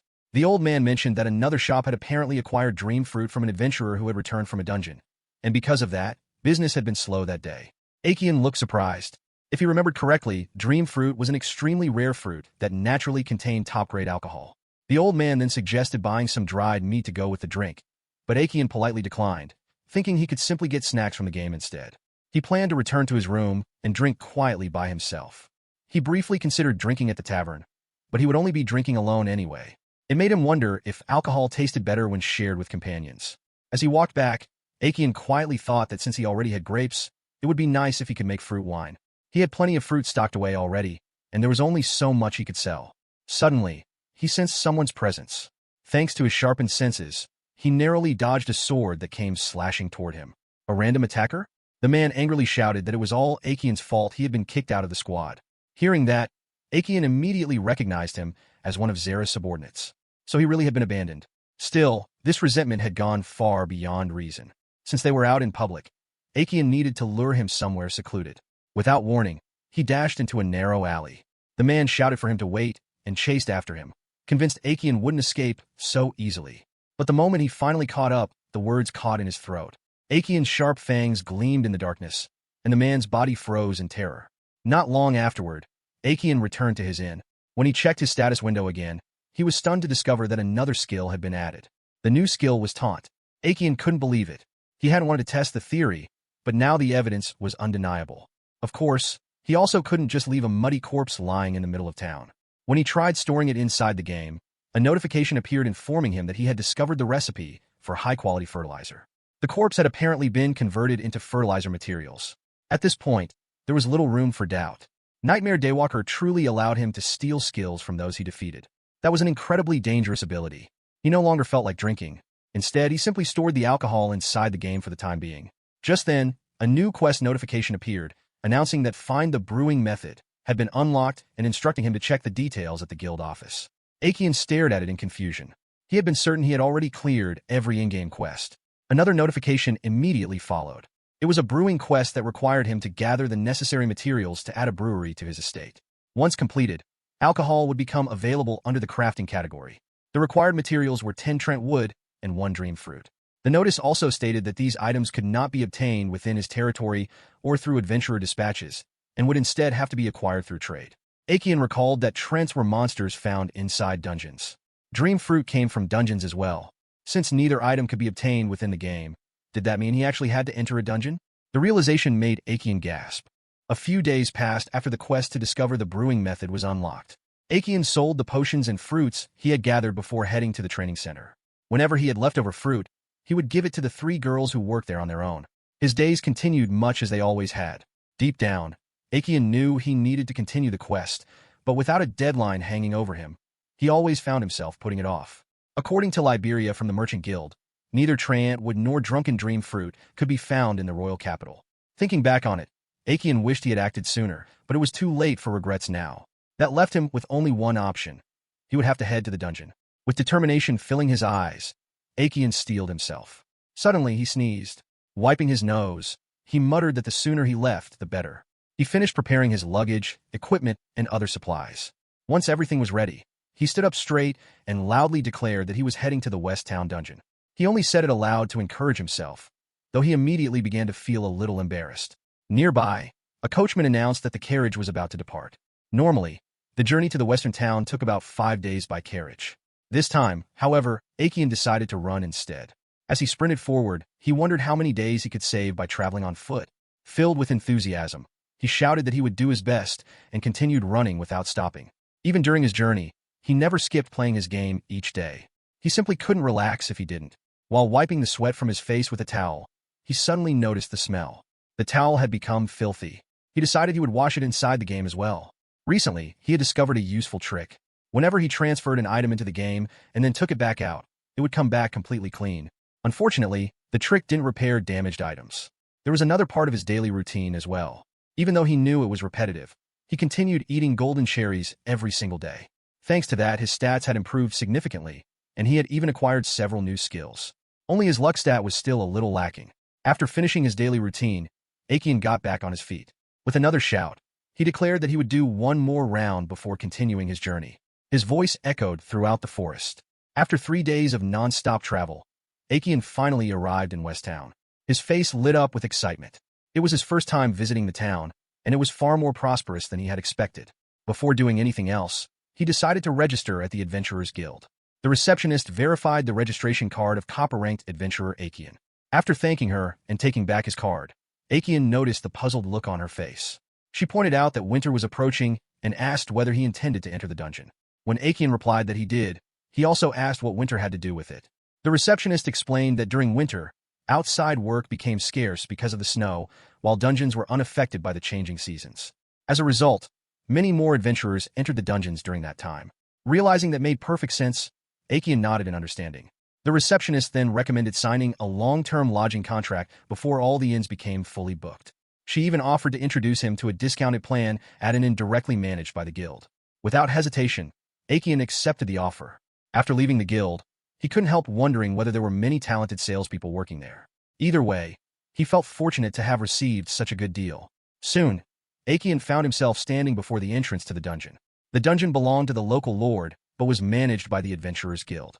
Before entering, every adventurer had to present their registration card at the reception desk. Since it was Akian's first visit, he was given an explanation of the dungeon's rules and precautions. The receptionist first explained that adventurers must always present their registration card whenever entering or leaving the dungeon. The second rule stated that anyone who failed to return from the dungeon for an entire month would be presumed dead. Only well-known adventurers could apply for an extension. The third rule declared that if an adventurer was officially considered dead, all belongings and remaining funds left it there and would become the property of the guild. Finally, Aikian was asked to sign a document confirming that he agreed to all of the conditions. Without hesitation, he signed. After wishing him good luck and reminding him to be careful, the receptionist sent him on his way. Now standing before the dungeon entrance once more, Aikian couldn't help reflecting that he had finally reached the dream he had once abandoned. Without any hesitation, he stepped through the dungeon gate. Inside, he immediately surveyed his surroundings. The dungeon resembled an enormous maze, while the sounds of battles echoed throughout its corridors. Although the tension made his stomach feel unusually heavy, he couldn't stop himself from moving forward. As he advanced deeper inside, he sensed enemies nearby. Quickly hiding behind a wall, he cautiously peeked around the corner. 5 goblins stood ahead, completely unaware of his presence. Encouraging himself, Aikian gathered his courage. In the blink of an eye, he defeated every one of them. Surprised by how smoothly it went, he admitted to himself that it had been much easier than he expected. A moment later, the goblins' bodies disappeared, leaving behind only small stones. Aikian picked one up and stared at it in amazement. Inside the dungeon, defeated monsters were transformed into magic stones. Many adventurers made their living by collecting these stones and exchanging them for money.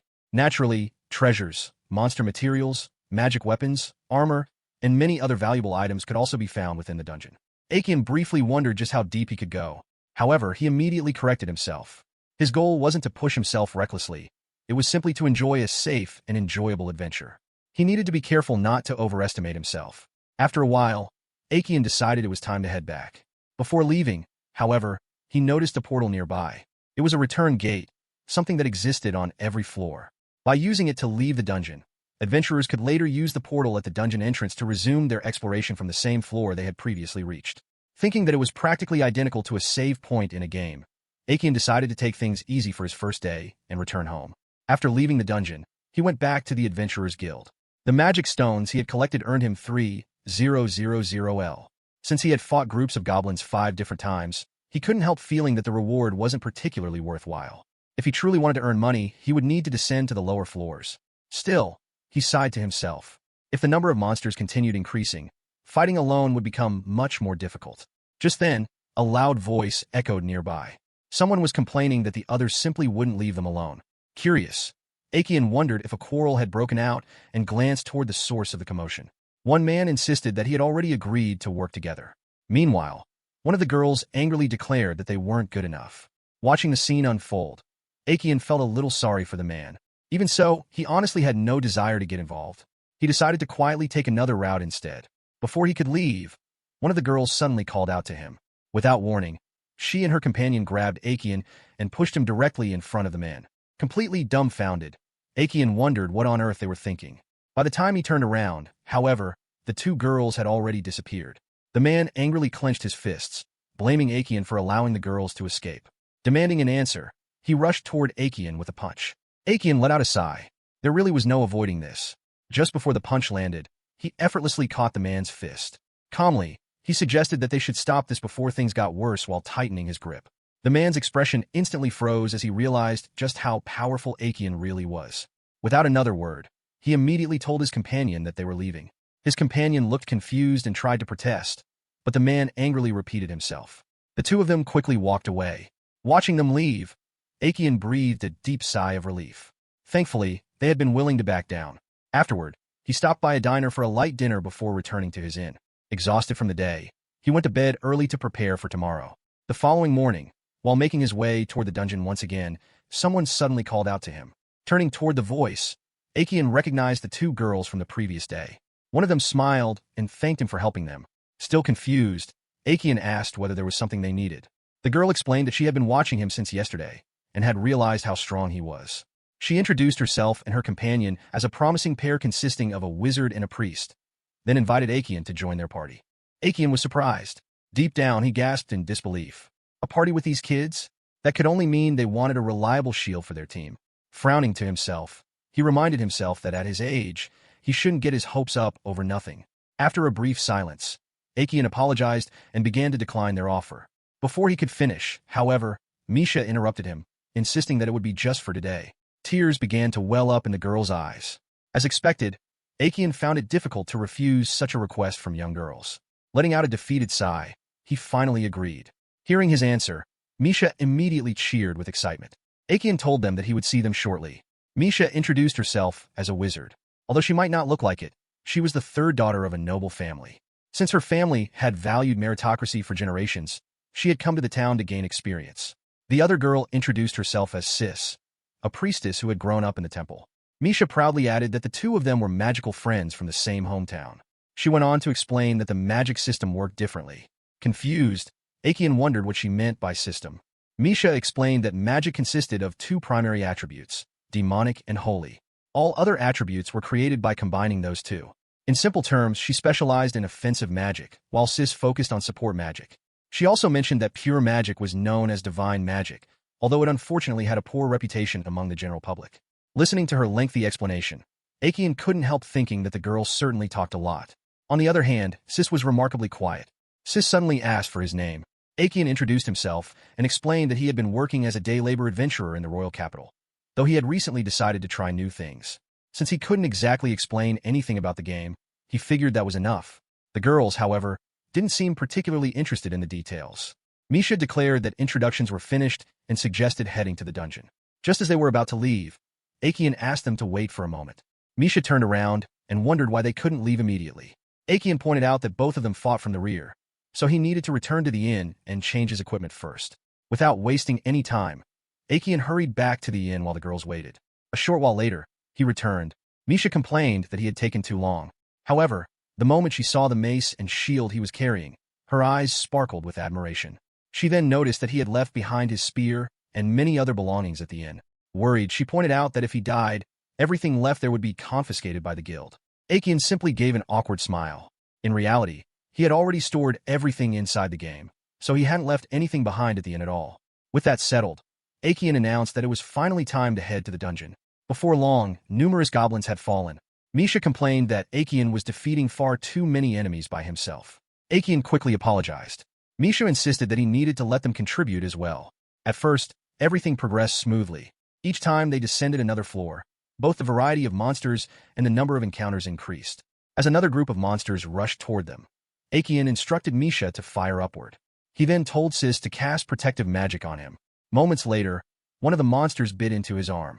Reacting instantly, Aekian struck back and defeated it in a single blow. Letting out a sigh of relief, he realized that a battle like that would have made many people flee in the past. He still had plenty of room to spare. His abilities had already surpassed those of the guild instructors. This might actually work, he thought as his confidence continued to grow. Together, the three of them continued advancing through the dungeon. When they finally reached the stairs leading to the 6th floor, Aekian suggested taking a short break before continuing onward. However, neither of the girls responded. After a moment, Misha admitted that they couldn't keep going anymore. Sis quietly suggested that they should just head home. Surprised, Aekian couldn't help wondering if they were already leaving. Misha complained that she didn't want to see another goblin for quite a while. Aekian thought that it was already evening. He could still keep going, but it was clearly too much for the girls. They had already collected a decent amount of magic stones, so perhaps it was time to call it a day. He announced that they would stop there for today. Hearing that, Misha cheered happily, while Sis sighed in relief. Afterward, the three of them headed straight to the Adventurers Guild. The receptionist cheerfully apologized for the wait before exchanging their magic stones. Misha's face immediately lit up when she learned that each of them would receive 20,000L. Sis was equally amazed. Aekian smirked to himself, realizing that the number of magic stones obtained from battles increased the deeper they ventured into the dungeon. At this rate, they would surely earn even more tomorrow. Just then, Misha cheerfully told him that she would see him again in 7 days. Aekian froze in disbelief. 7 days? He quickly stopped them and asked what she meant. The girls looked at him in confusion, wondering why he seemed so surprised. Misha explained that they would use the money to purchase new magic. Aekian remained completely bewildered. Realizing he wasn't a magician, Misha understood why he didn't know. She explained that there were various ways to learn magic, but 2 methods were considered the most common. The first was to study under a wizard as a teacher. The second was to purchase magic through the Wizards Guild. In either case, the purpose was to engrave the mechanism of the spell into the mind in the form of a magic circle. Hearing that, Aekian recalled seeing something like a magic circle when he had learned appraisal. Misha continued explaining that even after learning new spells, they couldn't immediately use them effectively in battle. Offensive magic especially required instant and precise casting, which demanded constant practice. Holy magic was different, as its effectiveness depended on one's connection with the gods. Because of that, Sis needed to spend plenty of time praying at the church. Altogether, it would take the two of them about 7 days to fully master their newly acquired magic. Listening to the explanation, Aekion remembered how warriors and wizards in the royal capital often argued with one another. Perhaps this had been the reason all along. Smiling wryly, he realized that both girls had come here specifically to train their magic. But that still left the question of what he was supposed to do while waiting for them.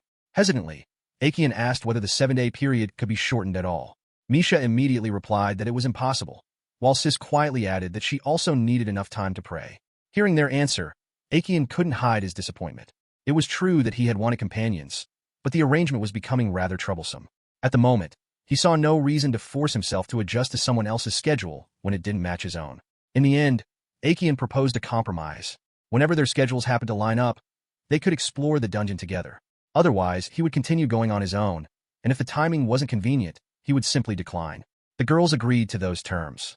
Afterward, Aekion returned to his inn. Letting out a long sigh, he admitted to himself that he was exhausted. His mood was terrible as he replayed the earlier conversation in his mind. Misha had reluctantly admitted that she didn't like the arrangement, but accepted that there was no other choice. Sis had quietly agreed as well. Remembering that exchange only made Aekion even more frustrated. He grumbled that he was the one who had been invited in the first place, so why should he be the one adjusting to their schedule? Muttering that this was exactly what young people were like these days, he decided that the best cure for stress was food. Just then, someone outside shouted for him to keep his voice down. Realizing he had raised his voice without noticing, Aekion quickly apologized. After calming down, he carried out his daily appraisal as usual. Once again, however, his luck stat showed no improvement whatsoever. He wondered if luck might simply affect things like encounters with people, but quickly dismissed the thought. There was no point dwelling on it now. He had originally intended to conquer the dungeon alone anyway. With his resolve renewed, Aekion grabbed his game controller. It was finally time to try out his newly acquired weapon, the iron armor. Determined to see how far he could make it on his own, Aekion set his sights on the dungeon once again. Over the following days, Aekion continued exploring the dungeon.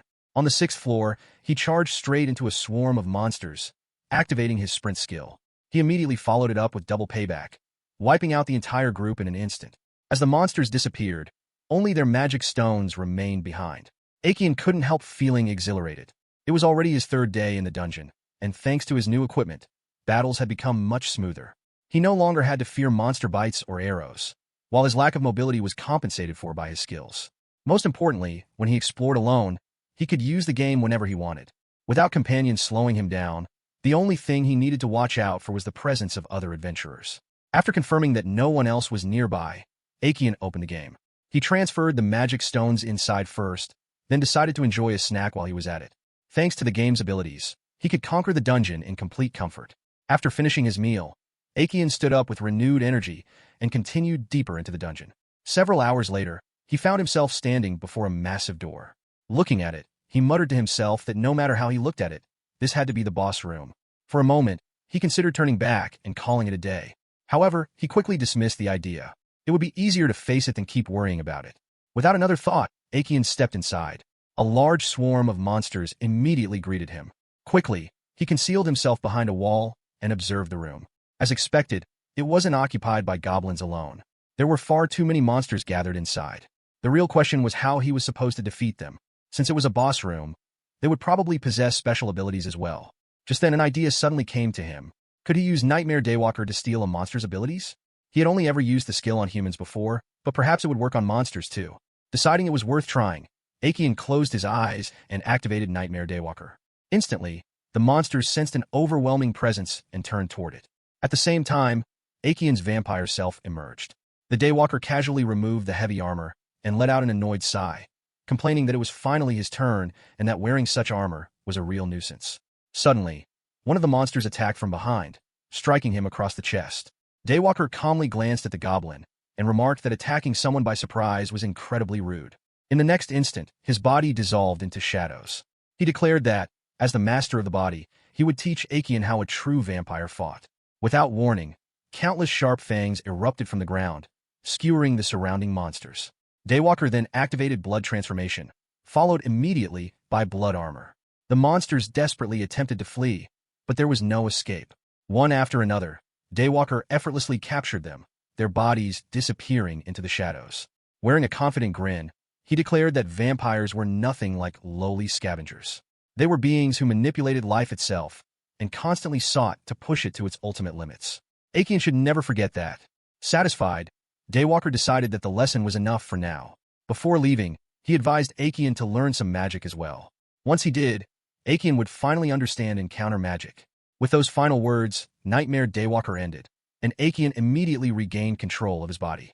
Standing there in stunned silence, he could only wonder what on earth had just happened. Aikian wondered whether the Daywalker's behavior really wasn't just the result of his old 8th grader delusions. Could it be that Nightmare Daywalker actually possessed a completely different personality? It certainly seemed possible. The Daywalker knew an incredible amount about vampires and had used techniques Aikian himself had never even heard of. That was the only explanation that came to mind. Still, Aikian quickly asked himself whether there was any point in dwelling on it right now. Suddenly, he remembered the skills. Realizing he had completely forgotten to check them, he hurriedly opened his status window. To his surprise, a whole collection of new skills had been added. His current skills were Gaming, Nightmare Daywalker, Sprint, Silent Step, Taunt, Double Payback, Enhanced Surprise Attack, Enhanced Dominance, Shooting Correction, Swordsmanship Correction, Enhanced Sense of Smell, and Enhanced Fertility. His available magic now included Appraisal and Fire Arrow. Aikian was amazed at how many new abilities he had gained. Did that mean skill theft wasn't limited to humans after all? Before he could think any further, however, his eyes landed on Enhanced Fertility. He immediately shook his head, reminding himself that he had no dating experience anyway, so a skill like that was completely useless. Couldn't he simply choose not to use it? At that very moment, the Enhanced Fertility skill suddenly became sealed on his status screen. Aikian stared at it in surprise. So he could do that after all. A little later, Aikian gathered all the magic stones left behind by the defeated monsters. Humming to himself, he thought they had really hit the jackpot this time. While collecting them, he noticed a small pouch lying on the ground. If it had dropped together with the magic stones, it had to be some kind of magical item. Deciding to identify it first, he used Appraisal. It turned out to be a low-grade magic pouch capable of storing items with a total capacity of 125,000L. Aikian was astonished. That was roughly the size of a one-room apartment. Since he couldn't openly use the game in public, this item would be incredibly useful. Without hesitation, he fastened the pouch around his waist. Looking down at it, he admitted that it looked pretty cool. Then another thought crossed his mind. Since he had stolen a new spell, he might as well try using it. Immediately, he cast Fire Arrow. A blazing arrow shot forward, slammed into the wall, and left a noticeable crack behind. Watching the result, Aikian realized that Misha had been right. Even after learning magic, it was practically useless unless the body became accustomed to using it. Thinking about it, nearly 7 days had already passed. It was probably time to meet up with the girls again. To be honest, he had grown more comfortable exploring the dungeon alone. Still, he had already made a promise, and there was something enjoyable about adventuring as part of a party. Deciding it was time to head back, Aikian returned to the Adventurers Guild. Arriving a little early, he figured he would exchange his magic stones before meeting anyone. Just then, someone called out to him. Looking up, Aikian realized the girls had already arrived. Before he could greet them, Misha apologized and explained that they wanted to cancel their party arrangement. She had ended up joining another adventurer instead. The young man beside her awkwardly scratched his head. Wanting to make sure, Aikian calmly asked why. Sis answered that it was because this person seemed stronger than he was. Smiling brightly, Aikian replied that it couldn't be helped. Misha immediately smiled with relief, saying she knew he would understand. With that, the two girls cheerfully announced that they were heading to the dungeon before saying goodbye. Aikian simply waved as they left. A moment later, someone patted him on the shoulder. A man encouraged him by saying that young people were selfish. Wondering who the stranger was, Aikian politely replied that he was fine. Surprisingly, he realized he wasn't particularly shocked. If anything, he felt relieved that one of his concerns had disappeared. Perhaps his heart had grown stronger as well. The man sighed and admitted that he had once belonged to a party himself, only to have a terrible experience. Aikian listened with little interest, privately wishing people wouldn't make such a scene about party matters in public. Afterward, he walked over to the reception desk to exchange his magic stones. The receptionist immediately noticed the magic pouch and exclaimed in surprise before saying she would fetch a larger basket. She quickly returned carrying one and asked him to empty the pouch into it. Aikian transferred every magic stone into the basket, leaving the receptionist completely speechless. She asked whether he had been saving them up for a very long time and assured him that the exchange would be finished shortly. Seeing her reaction, Aikian couldn't help wondering whether something was wrong. A few moments later, the receptionist informed him that the total came to 600,000L. Aikian was stunned. He had never expected the reward to be that large. The receptionist cheerfully replied that it was the result of all his hard work. She did add, however, that it would help if he exchanged them a little more frequently next time. Aikian quietly agreed. Just then, the same man from earlier once again rested a hand on Akian's shoulder. He remarked that Akian was an impressive adventurer, and that those girls simply hadn't had the foresight to recognize it. He even commented that Akian should have been the one to leave them behind instead. Akian simply laughed softly and responded with a polite smile. Somehow his heart felt much lighter now. After all, he had always been the one who was left behind. After a long day of hard work, Akian decided that he deserved a delicious meal. Delighted, he took a bite of his food. The hot pork cutlet, soft egg, savory broth, and rice blended together perfectly, leaving him unable to think about anything else. Before long, he had emptied his bowl and gratefully finished his meal. Once he was done eating, it was finally time to play his game. Without hesitation, he picked up his controller and jumped straight into it. After organizing his inventory, Akian decided that since he had no plans to enter the dungeon tomorrow, he would simply keep playing until he fell asleep. The following morning, dark circles hung beneath his eyes. He admitted that he had definitely overdone it. Since he had nothing planned for the day, he headed to the dining hall for breakfast. Thinking that he had eaten Japanese food the previous night, he decided that bread and soup would be the perfect choice for the morning. As he lifted a spoonful of soup to his lips, a pleasant warmth spread through his stomach. Suddenly, voices erupted nearby. People excitedly pointed out the arrival of the feathers of steel and the flame blades. Akian paused. He had never heard of either group before and wondered if they were famous adventuring parties. Nearby, two men discussed placing bets on which party would be the first to conquer the 30th floor. One of them declared that he was supporting the young lady Ilaria, so he was definitely betting on the feathers of steel. Watching the famous parties, Akian noticed that they were filled with remarkably young adventurers. The young woman among them gave off an aura similar to Zara, who had once chased after Ban. He wondered whether she came from a noble family or perhaps a prestigious warrior household. In the end, he decided it wasn't any of his business. A little later, Akian stepped outside, wondering what he should do with his free day. First, he needed to gather information about trance. After that, he had to prepare for the next dungeon expedition. He was also considering buying some magic. Thinking it over, he realized he actually had quite a lot to accomplish. Before long, he arrived at the Adventurers Guild. When he asked about trance, the receptionist explained that they appeared on the 30th floor, making them extremely difficult monsters for a solo adventurer to challenge. Akian flinched at the news. The receptionist added that the highest record in the city belonged to the Hero's Sword Party, which had reached the 40th floor. She also mentioned that Akian could negotiate with either the Feathers of Steel or the Flame Blades, as both parties were preparing to reach the 30th floor. The guild would gladly help him submit a request if he wished. Akian replied that he would think it over. As he walked away, he couldn't stop thinking about the 30th floor. He had already reached the 15th floor, putting him roughly halfway there. Since he now possessed several useful skills, he decided he would at least try reaching it himself first. If it proved impossible, then he would consider submitting a request. Eventually, Akian stopped in front of a magic shop. As soon as he entered, a young woman greeted him and asked whether it was his first visit. Akian confirmed that it was.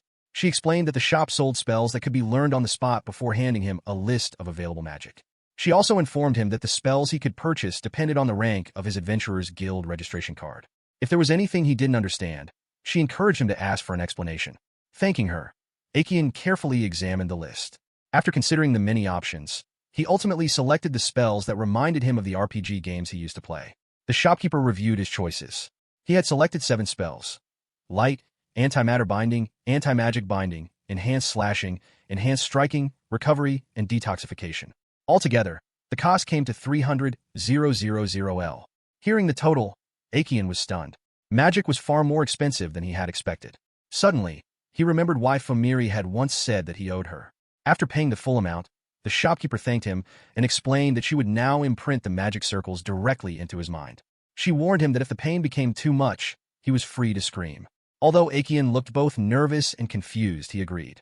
The moment the process began, however, a loud scream burst from his mouth. After leaving the shop, Akian rubbed his aching head. He never imagined it would hurt that much. Learning appraisal hadn't been nearly as painful. He wondered whether some forms of magic were simply harder to imprint than others. Deciding to test his new abilities immediately, he cast Light. Small glowing orbs instantly floated into the air around him. Amazed by the spell, Akian realized he would never need candles again. Reflecting on everything that had happened, he felt that he had changed considerably since deciding to truly enjoy life as an adventurer. He had met many people in this town, and he had also parted ways with many of them. Even so, when he returned to his room, he was still alone with nothing but a game controller in his hands. Quietly, Akian wondered if the day would ever come when he could play games together with someone else.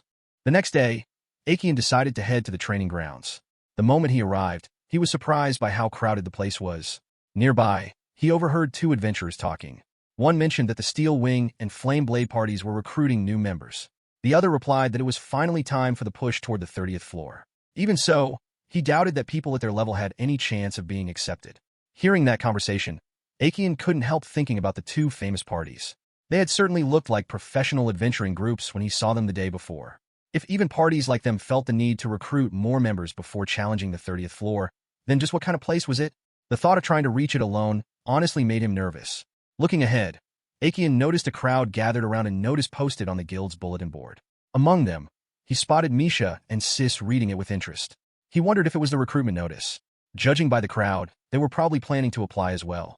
Although he did want companions, what had happened the other day had made him much more cautious. Besides, if those three were involved, there was absolutely no way he was applying. He also didn't want them watching him while he trained. Deciding there was no point staying, Aikian returned to the inn to prepare for the following day. Sitting on his bed, he reflected that one of the greatest advantages of being a solo adventurer was the freedom to move entirely at his own pace. The next morning, Aikian eagerly prepared to return to the dungeon. Putting on a full suit of armor was always troublesome, but thanks to the abilities he had gained from Nightmare Daywalker, he no longer needed to wear it outside. After confirming that nobody was nearby, he activated blood conversion. In an instant, the armor materialized around his body. Now he could freely switch equipment after entering the dungeon. Walking through town in full armor would have attracted far too much attention, so this method was much more convenient. With his newly acquired skills and magic, Aikian continued progressing deeper into the dungeon. When another monster attacked, he immediately cast Object Barrier, followed by Slash Enhancement. One powerful swing of his sword instantly defeated the creature. Before its body disappeared, he quickly activated Skill Theft. While experimenting with his abilities, he noticed that the number of light projectiles had increased. Ever since witnessing blood armament during Nightmare Daywalker, he had been experimenting with the technique in his own way. He was pleased that his efforts were paying off. After all, biting monsters to suck their blood still felt mentally awkward. Whenever he discovered a new strategy, he simply couldn't resist trying it in every possible situation.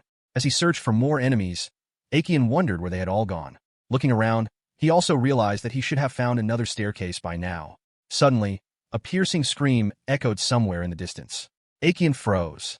He had never heard anything like it before. For a brief moment, he wondered if a completely new type of monster had appeared. Without hesitation, he sprinted toward the source of the scream, telling himself that he had to hurry. Elsewhere in the dungeon, a young woman stood before a Grim Reaper. Covered in wounds, she cursed her terrible luck, wondering why such a creature had appeared there. The monster was known as a Grim Reaper Punisher, a terrifying being that manifested whenever dungeon taboos were violated, such as remaining too long on a single floor or damaging the dungeon itself. A poisonous black mist surrounded its body. Arriving nearby, Aikian quickly hid behind a wall. His eyes widened in disbelief as he stared at the monster. Before he could fully process the situation, the Grim Reaper swung its massive scythe toward the woman. Aikian immediately dashed forward and blocked the attack with his armored arm, shouting a warning. Relieved that he had made it in time, he realized just how incredible the monster's strength was from a single strike alone. Looking toward the woman, he asked whether she was all right, but received no response. It was only then that he recognized her. She was Ilaria from the Steel Wing party. Panic immediately filled his mind. He had saved her on pure instinct, but what exactly was happening here? Where were the rest of the Steel Wing members? Why had she been forced to fight such a monster alone? If someone as strong as her had been defeated so easily, what chance did he have? Since his goal was simply to enjoy safe adventures, perhaps retreating would be the wiser decision. Before he could think any further, the Grim Reaper released another deafening shriek. Aikian realized he no longer had time to hesitate. He immediately activated Nightmare Daywalker. Shadows wrapped around his body as the Daywalker separated from his armor and emerged from within his consciousness, seemingly ready to take control once again. Relieved, Aikian assumed he could simply leave everything to him. However, he suddenly realized something was wrong. His consciousness wasn't fading into the usual Chinibu state. The Grim Reaper let out another terrifying cry as it closed the distance between them. Aikian gasped in shock. Did that mean he had to fight it himself this time? With no other choice, he resolved to do everything he could. Quickly casting Slash Enhancement, he swung his sword at the charging Grim Reaper. To his surprise, the attack dealt no damage whatsoever. His eyes widened. His sword's strikes weren't working. Almost immediately, he remembered a common rule from games. Ghosts were often immune to physical attacks. If that was the case, then the solution was obvious. Without wasting another second, Aikian cast Anti-Magic Barrier. If he reinforced his attacks with magic, they should be able to damage the ghost. Confident in his reasoning, he continued launching magically enhanced slashes at the Grim Reaper. It actually seemed to be working. Suddenly, something attacked him from below. Activating Flash Step at the last possible moment, Acheon narrowly escaped. Only then did he remember that the black mist surrounding the monster was poisonous. Realizing he couldn't afford to prolong the battle, he decided to finish it in a single strike. He rapidly cast Object Barrier, Anti-Magic Barrier, Slash Enhancement, Strike Enhancement, and Enhanced Surprise Attack. Finally, he cast Light. A brilliant flash erupted directly before the Grim Reaper's eyes. Taking advantage of the opening, Acheon rushed forward and swung his sword with all his strength. The Grim Reaper's ghostly body shattered instantly before disappearing into the air. Overcome with excitement, Acheon celebrated his victory. However, his joy quickly vanished. The Grim Reaper had left absolutely nothing behind. There were no magic stones, no dropped items, and since it had been a wraith, Bloodsuck couldn't even be used. He had defeated such a powerful enemy without receiving a single reward. Just then, Ilaria let out a weak groan. Acheon immediately snapped back to reality. This wasn't the time to be worrying about rewards. Without delay, he lifted the unconscious member of the Steel Wing onto his back and escaped from the dungeon. With both hands occupied carrying her, he focused entirely on defending himself during the retreat. After reaching the surface, he brought her straight to the guild's clinic before finally returning to his inn completely exhausted. Collapsing onto his bed, Acheon complained about how tired he was. For the next 3 days, he hardly left his room. Finally, on the 3rd day, he went down to the dining hall for a meal. After giving thanks for the food, he quietly reflected that while living alone was perfectly fine, having other people nearby somehow made the atmosphere feel warmer. As he ate, he overheard another conversation nearby. Someone mentioned that Ilaria from the Steel Wing had made a mistake in the dungeon and had nearly died. Another adventurer asked whether she had recovered. Hearing that, Acheon quietly sighed in relief. He was genuinely glad that she was safe. The conversation continued. Apparently, Ilaria was now searching for the adventurer who had rescued her.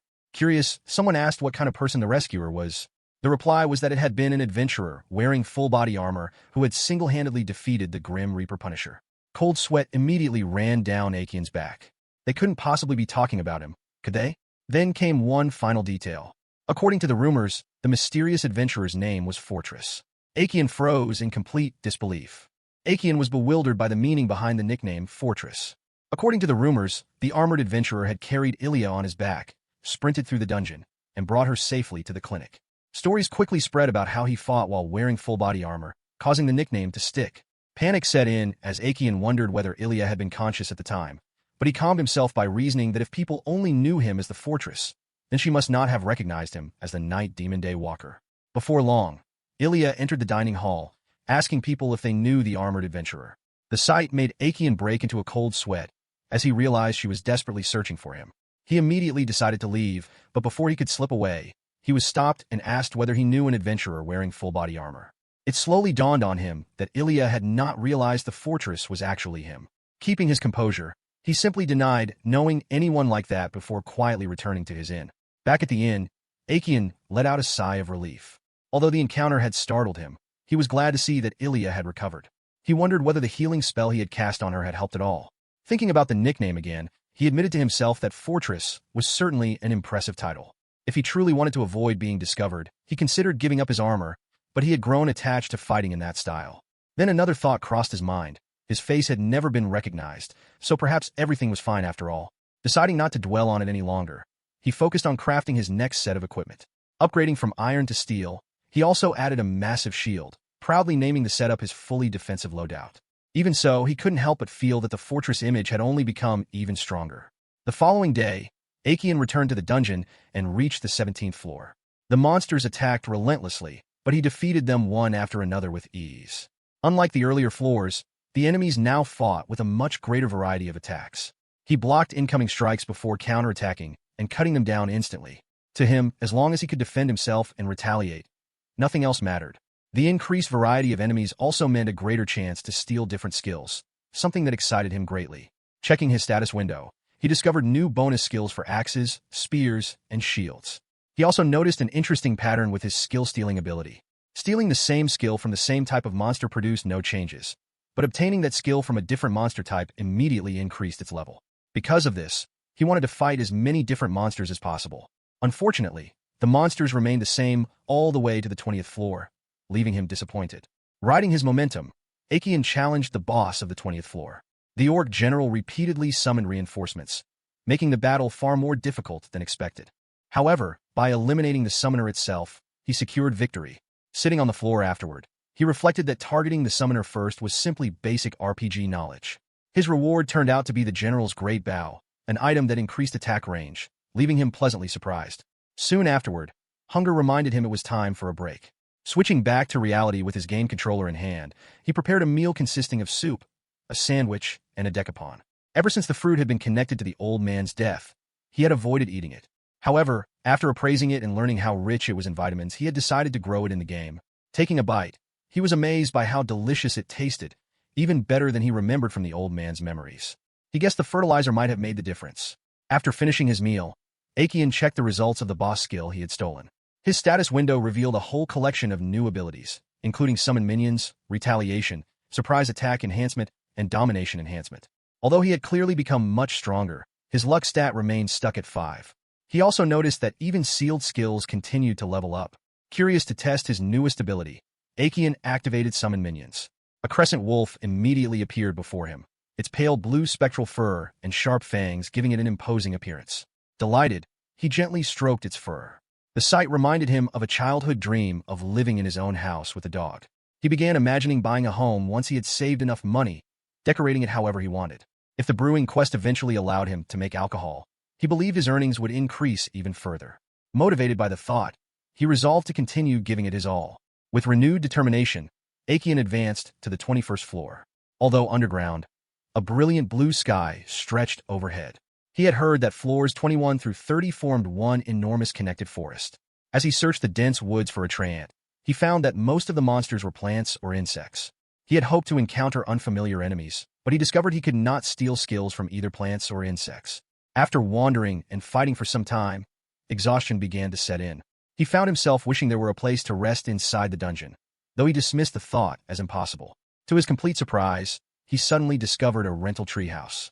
By inserting a magic stone, adventurers could safely stay inside for 6 hours.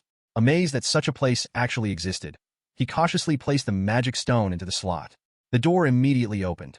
Inside, he found a soft bed, a small cooking area, and a table. Thrilled, he threw himself onto the bed, hardly believing he was still inside a dungeon. Before long, he drifted into a deep sleep. Several hours later, something moving beside him suddenly woke him up. The moment he opened his eyes, thick vines wrapped tightly around his arms and legs. For an instant, he believed the treehouse had been a dungeon trap all along. Before he could react, the vines hurled him out of the house, sending him crashing onto the ground. Only then did he realize that exactly 6 hours had passed, and the treehouse had simply forced him out after his rental time expired. Regaining his composure, Aekian resumed exploring the forest.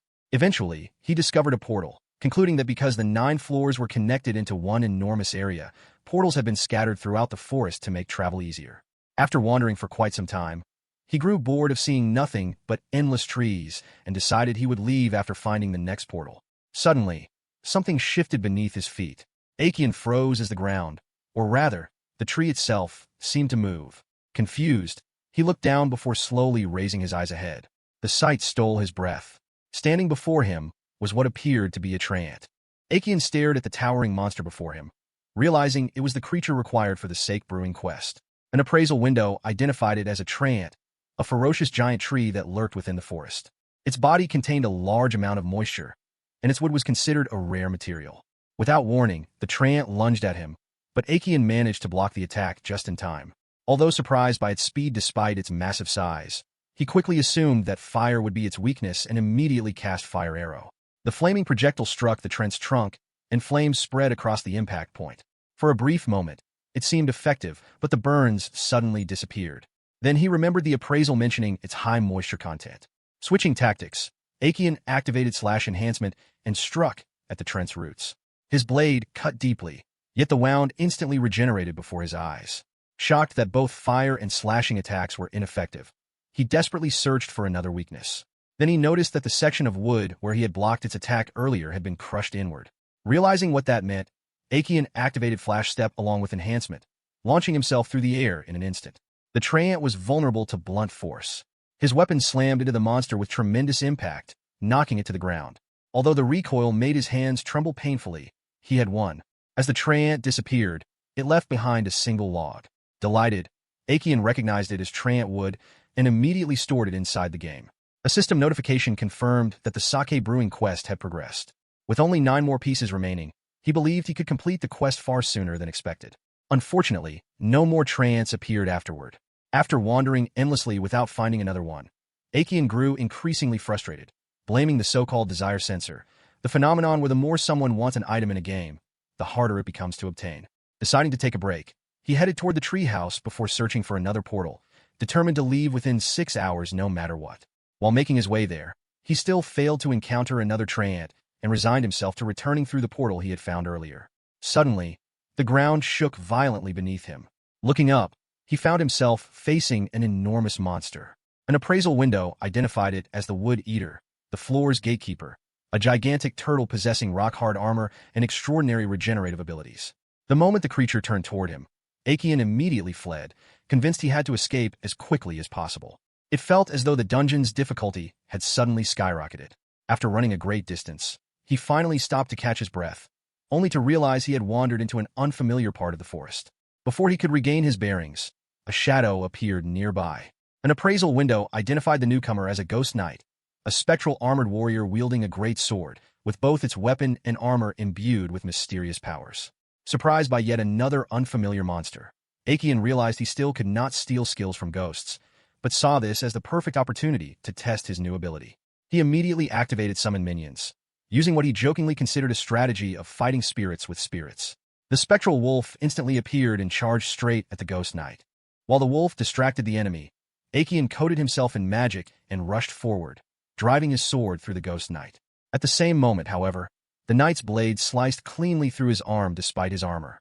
The ghost knight vanished after being defeated, leaving Aikian confused about how its attack had ignored his defenses.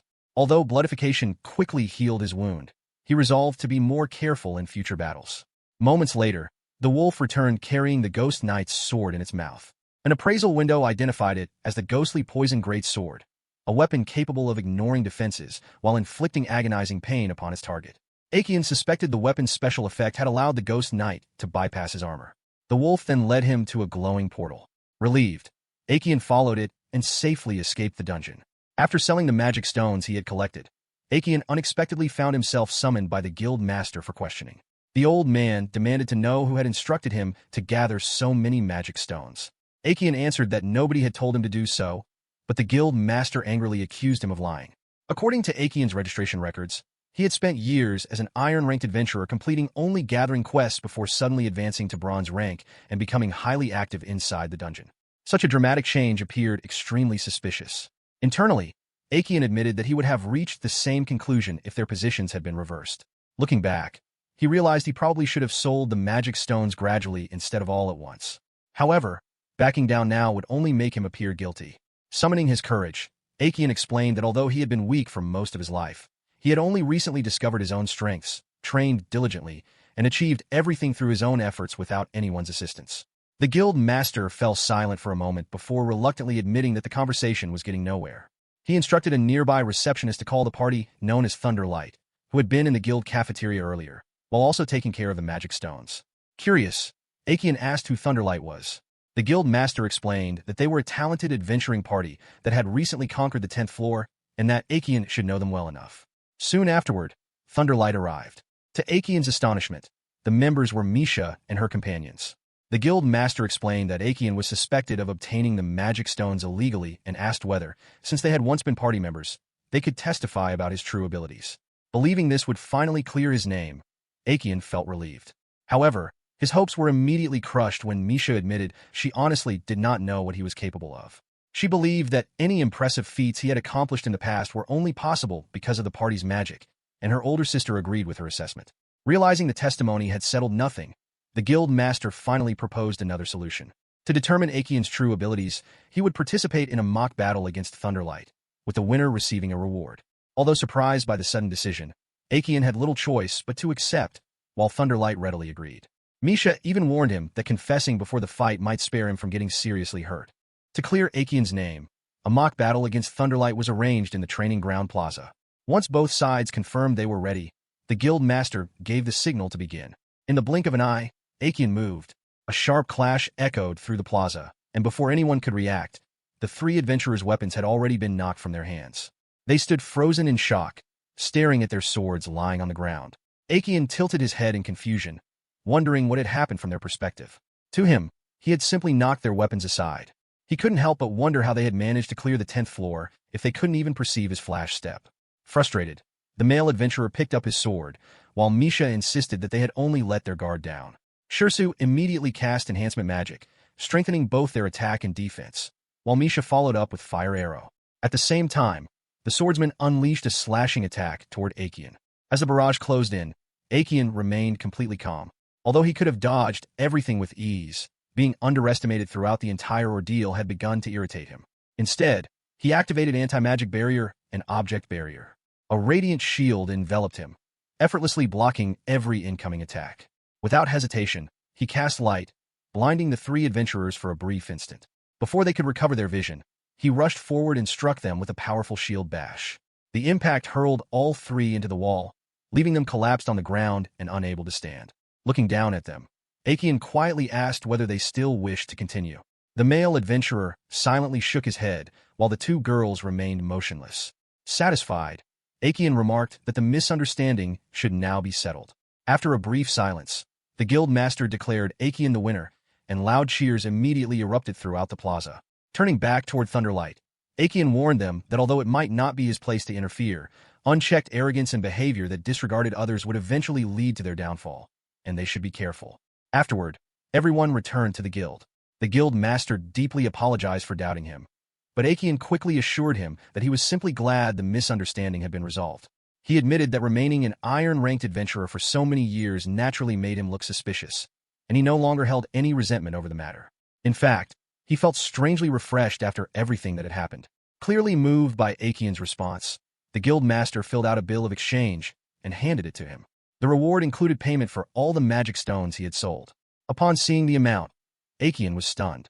The reward totaled 10 million lien, twice the bounty that had been placed on Ban. Unable to believe it, he questioned whether it was really acceptable to receive such a large payment. The guild master insisted that Aekion deserved it, explaining that the amount also served as compensation and a sincere apology for how unfairly he had been treated. Accepting the explanation without further protest, Aekion quickly tucked the bill of exchange into his pouch. Just then, the guild hall doors burst open as Ilya hurried inside. She immediately approached Aekion, grasped both of his hands, and thanked him for saving her the other day, revealing that she had finally realized he was the fortress. Aekion was completely caught off guard and tried to insist she had mistaken him for someone else. However, Ilya explained that she had heard rumors of a fully armored adventurer staying at the guild inn and had gradually traced those rumors until they led her to him. She also recognized the brilliant light he had used during the mock battle, remembering that it was the same light she had sensed while drifting in and out of consciousness. Faced with her innocent and sincere expression, Aekion found himself unable to continue denying the truth. Letting out a sigh, he simply asked what she wanted from him. Ilya eagerly led him into another room, where several men respectfully bowed before him. There, Aekion met Jean, the leader of the Steel Wing. Jean thanked him for rescuing his companions and admitted that he wished to reward him for his actions. Aekion immediately declined, insisting that what he had done was nothing extraordinary. Jean disagreed, pointing out that facing someone as dangerous as the Grim Reaper was hardly a minor feat before Jean could continue. Aekion attempted to excuse himself and leave, but Jean stopped him, explaining that his true reason for calling him there had only just begun. Jean personally asked Aekion, the fortress, to join the Steel Wing. Completely stunned, Aekion pointed at himself in disbelief before immediately refusing, insisting there were many people better suited for such a prestigious party. Jean explained that Ilya had strongly recommended him, and after witnessing the mock battle firsthand, he had become convinced there was no one more qualified.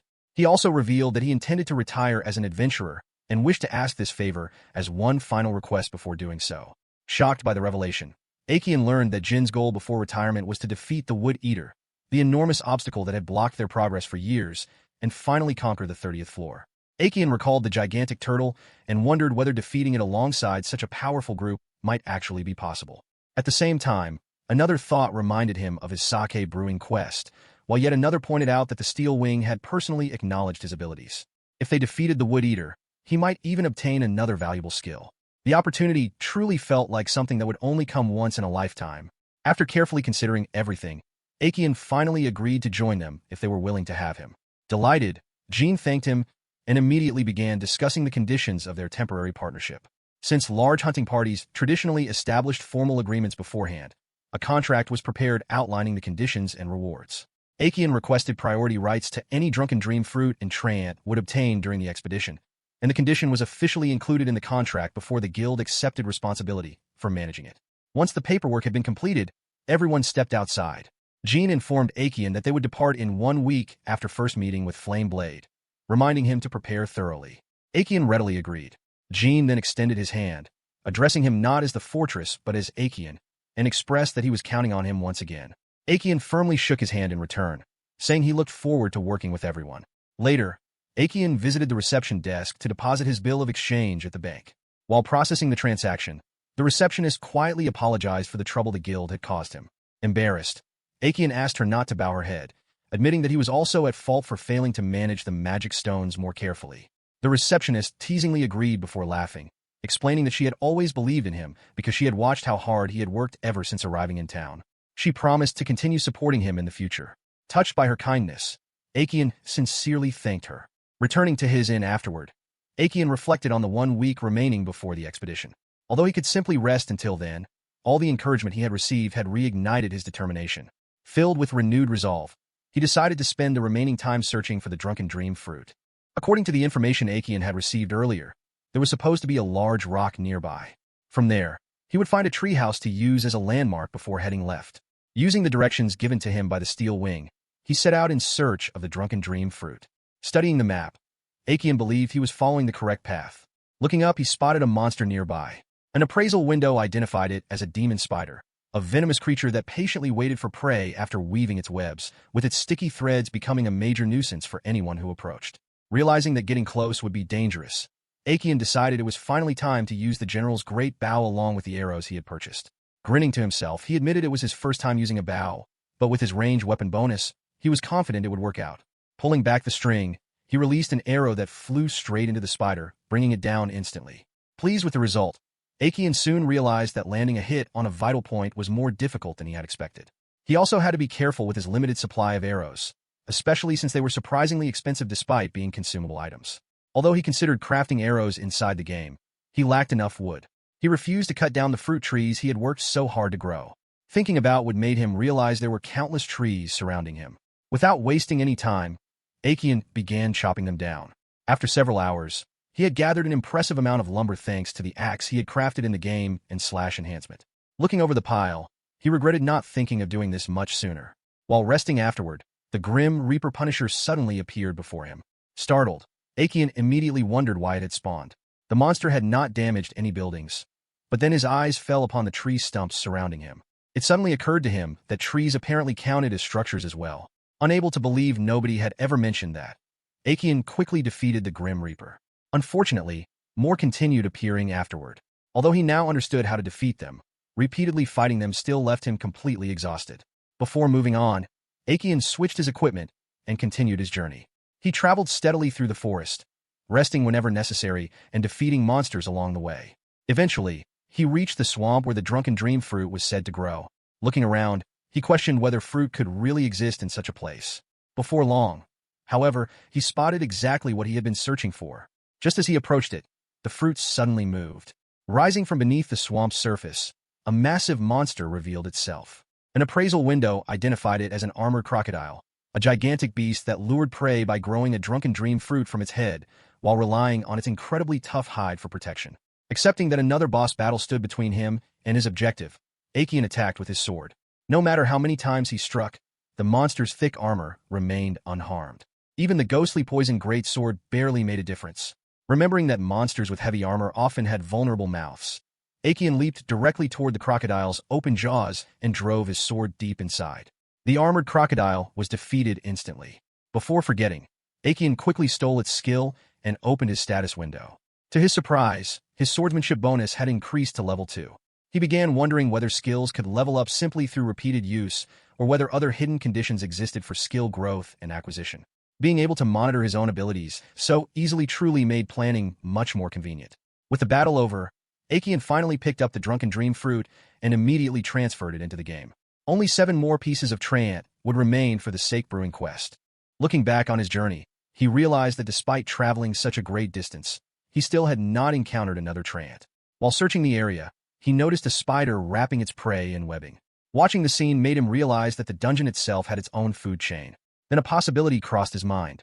Perhaps the Wood Eater was literally feeding on the trance. Considering the monster's name, the theory made perfect sense. If that were true, then defeating the Wood Eater had become even more important. Aekion continued searching until the very last day, but no matter how hard he tried, he failed to find another treant. Even his spectral wolf seemed disappointed, prompting Aekion to reassure it not to worry. Since the day of his promise had finally arrived, he returned to town.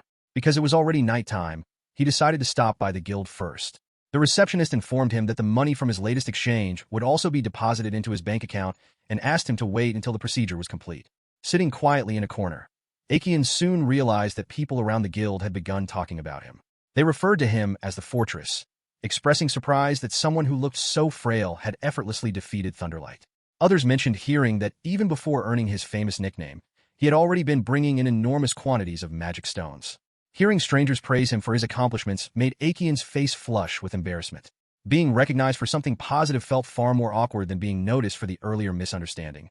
Just then, the receptionist returned, calling him over to the counter. Handing him a new guild card, she congratulated him on his promotion. According to guild regulations, his accomplishments during the mock battle and the large number of magic stones he had submitted had earned him a promotion from bronze to silver rank. Still in disbelief, Aekion returned to his inn while repeatedly staring at his new identification card. Whether relaxing in the bathhouse or sitting alone in his room, he could hardly believe he had truly become a silver-ranked adventurer. Reflecting on everything that had happened, he realized that thanks to the game, he no longer had to worry about money. The golden cherries continuously increased his abilities, and bloodification even allowed him to steal the skills of defeated enemies. No matter how he looked at it, the entire system felt unbelievably overpowered. Even so, he knew none of it would have mattered without the effort he had put into improving himself. Smiling quietly, Aekion decided it was all right to feel genuinely proud of what he had achieved. For a brief moment, he even wondered whether reaching gold rank might someday become possible. Immediately afterward, he shook away the thought, reminding himself not to become arrogant. With the appointed meeting time approaching, Aekion headed toward the tavern where everyone had agreed to gather. Today would also be his first opportunity to properly meet the members of Flameblade. His earlier encounter with the Steel Wing had happened so suddenly that he had never had the chance to prepare himself mentally. Knowing he would soon be meeting another famous adventuring party naturally made him nervous. On the way, Ilya caught up to him and suggested they walk to the tavern together. Aekion gladly agreed. For a while, an awkward silence lingered between them as he struggled to think of something to say. Without realizing it, he accidentally spoke aloud, wondering what would happen to the Steel Wing after Jean retired, and whether the party would disband. Embarrassed, he immediately apologized for blurting out his thoughts. Ilya simply laughed and reassured him not to worry. She explained that after Jean and the others retired, they planned to return to their hometown, making this their final adventure as the Steel Wing. She admitted that she had originally wanted to defeat the Wood Eater using only the Steel Wing. Driven by stubborn pride, she had entered the dungeon alone to prove they did not need any new members. Because she had been too full of herself and failed to consider everyone else's feelings, she had made the terrible mistake of summoning the Grim Reaper Punisher. Remembering how many times he himself had accidentally caused it to appear, Aekion quietly reflected on the irony. Ilya once again thanked him sincerely for saving her life and expressed her determination to defeat the Wood Eater together without leaving behind any regrets. Listening to her, Aekion couldn't help admiring how mature she was despite her young age. He realized that her willingness to carry such heavy responsibilities was probably one of the reasons she had become such a strong adventurer. By the time they reached the tavern, they discovered they were the first to arrive and decided to wait. A short while later, someone entered the tavern. Aekion turned toward the newcomer just as the woman looked him over with a confident smirk, recognizing him as the Fortress. The lady stared at Aekion intently. She had heard that he defeated the Grim Reaper Punisher by himself and even ventured into the forest alone, so she expected him to be much more physically imposing. Aekion awkwardly asked who she was. Meanwhile, he couldn't help but think that she was staring at him way too intensely. The lady then introduced herself as Shandy, the leader of Flameblade, and greeted him. However, she continued staring at him. When Aekion asked if there was something else, Shandy replied that she simply felt like she had seen his face somewhere before. Aekion immediately tensed up, wondering where she could have seen him. Then Shandy suddenly remembered that he had been at the diner before. She explained that she never forgot a face once she had seen it. Aekion was shocked, wondering if she had remembered everyone who was there that day. Before the situation could continue, Jean suggested that they begin right away. Everyone quickly took their seats, and Jean explained that they would finalize their strategy today, prepare themselves, and depart 3 days later. Shandy pointed out that their enemy was enormous and questioned whether everyone attacking from different positions would be enough. She said that calling it a strategy was fine, but Flame Blade and Steel Wing operated differently, while the fortress was a solo fighter. The real question was who would handle the difficult frontal assault. At that moment, Akian raised his hand and volunteered to take the front position. The others were surprised by his suggestion. Akian explained that he possessed physical enhancement abilities and a taunt skill, so at the very least, he could draw the monster's attention. Shandy responded that he had quite a lot of courage, and that she liked that about him. Feeling awkward from the praise, Akian thanked her. Jean then decided that they would entrust the front line to the fortress. Shandy grinned and warned Akian not to get himself killed too easily. Akian promised he would do his best. Afterward, they discussed their positions and movements during the battle. Jean then turned to Akian and reminded him that since he would be the frontliner, he would also be taking the lead. Akian was caught off guard by the responsibility. Soon after, an encouragement gathering was held before their departure. Everyone raised their cups and celebrated together. With flushed cheeks, Shandy slammed her fist onto the table and complained that Akian was far too polite. She wondered if he could do something about it. Someone commented that she was just teasing too much, while Akian awkwardly promised that he would try. Letting out a deep sigh, Akian reflected that whether in his previous life or his current one, this was his first time experiencing something like this. He finally understood what people meant when they said alcohol tasted good. He wondered if alcohol created through the game would taste good as well. Smiling, he realized he was starting to feel interested in drinking. When Ilya asked if he wanted her to order alcohol, Akian quickly clarified that wasn't what he meant. 3 days remained until the decisive battle. In order to obtain a certain piece of equipment, Akian entered the dungeon. An enemy emerged from the shadows, and Akian recognized it immediately. A loud crashing sound echoed throughout the forest as he fought. Akian knew he couldn't waste any time and needed to defeat the monsters as quickly as possible. 3 days later, Akian sighed in relief, realizing he had barely finished in time. He was now wearing the complete Ghost Knight equipment set. Earlier, when he used appraisal, he discovered that weapons and armor could possess special powers. From that, he concluded that not only weapons but armor could also drop from monsters, and he had been correct. Looking at the game screen, Akian realized he had always been the type of player who carefully read every piece of flavor text. He then thought it was about time everyone arrived. Suddenly, Ilya rushed toward him and attacked, believing him to be a ghost knight. Akian hurriedly blocked her strikes and tried to explain that it was him. Ilya immediately stopped in shock, realizing it was Akian. Jean asked what happened and noticed Akian's armor. Recognizing it as Ghost Knight equipment, he praised it as impressive and said it was exactly what he expected from the fortress. Akian thanked him. Jean then asked everyone if they were ready. Everyone answered together, and the group prepared to depart to hunt the Wood Eater. As they advanced, everyone followed silently behind Akian. Even though it had been decided beforehand, standing at the front still made him nervous. Eventually, they spotted their target. The Wood Eater stood before them.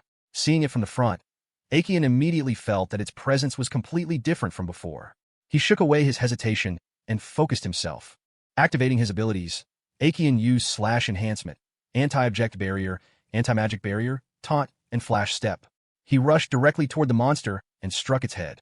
However, his sword bounced off the creature's hardened skin without causing any damage. Even with all his enhancements, the recoil was far stronger than when he had fought a Treant. Akian gritted his teeth, realizing that even an armor-piercing attack had barely done anything. Meanwhile, Steel Wing focused their attacks on the monster's legs, while Flame Blade targeted its tail and the gray condor flying above. Everyone attacked relentlessly, slowly reducing the Wood Eater's health. Akian wondered if he should aim for its eyes, but quickly realized that its eyelids were also extremely tough and would simply close if attacked.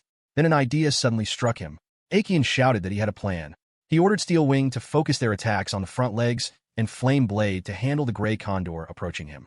After giving his instructions, Akian immediately activated Flash Step and launched himself toward the monster's open mouth.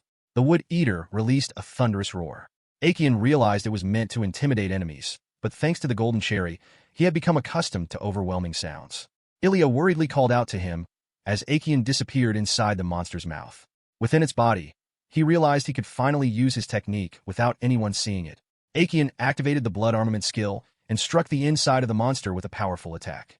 The Wood Eater screamed in pain and immediately spat him out. Akian crashed onto the ground as the monster staggered and collapsed. Ilya rushed toward him, asking if he was all right. Akian quickly told her to finish the battle by striking its eyes. Ilya agreed, explaining that the leaders were already moving. Jean and Shandy leapt into the air and positioned themselves above the monster's eyes. Attacking together, they delivered the final blow. The Wood Eater trembled before finally collapsing completely. For a moment, everyone stood frozen, unable to believe they had actually defeated it. Then loud cheers erupted throughout the area. They had defeated the Wood Eater. As the monster disappeared, a massive amount of magic stones spilled onto the ground. Aekian stared in amazement, realizing that such a huge monster naturally dropped an enormous number of magic stones. After taking a short break, they divided the magic stones and collected items. Jean examined the rewards and realized that the Wood Eater had consumed all the nearby trance, which explained why they had not encountered any during their search. Jean then smiled at Aekian and explained that after discussing it with Shandy, they decided the person who had taken the lead in the battle should have priority in claiming the Trant Wood. He asked what Aekian thought. Shandy nodded in agreement. Aekian was stunned and asked if they were really giving it to him. Jean confirmed that they were. Hearing this, Aekian became extremely happy. Jean quietly remarked that Aekian seemed even happier about receiving the Trant Wood than when they defeated the Wood Eater. Shandy smiled and commented that Aekian truly was a strange person. At that moment, a system notification appeared. The brewery quest was complete, and Aekian could now build the brewery. After defeating the Wood Eater, everyone went their separate ways to rest, agreeing to celebrate together at the tavern later that night. In the meantime, Aekian decided he would brew some alcohol. Before leaving the dungeon, he had already submitted a construction request for the brewery while he was at the treehouse, and he believed it should be completed by now.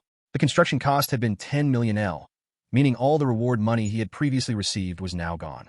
Just then, a notification appeared announcing that the brewery had been completed and asking him to select the alcohol he wanted to brew from the list. Aekian's face lit up with excitement.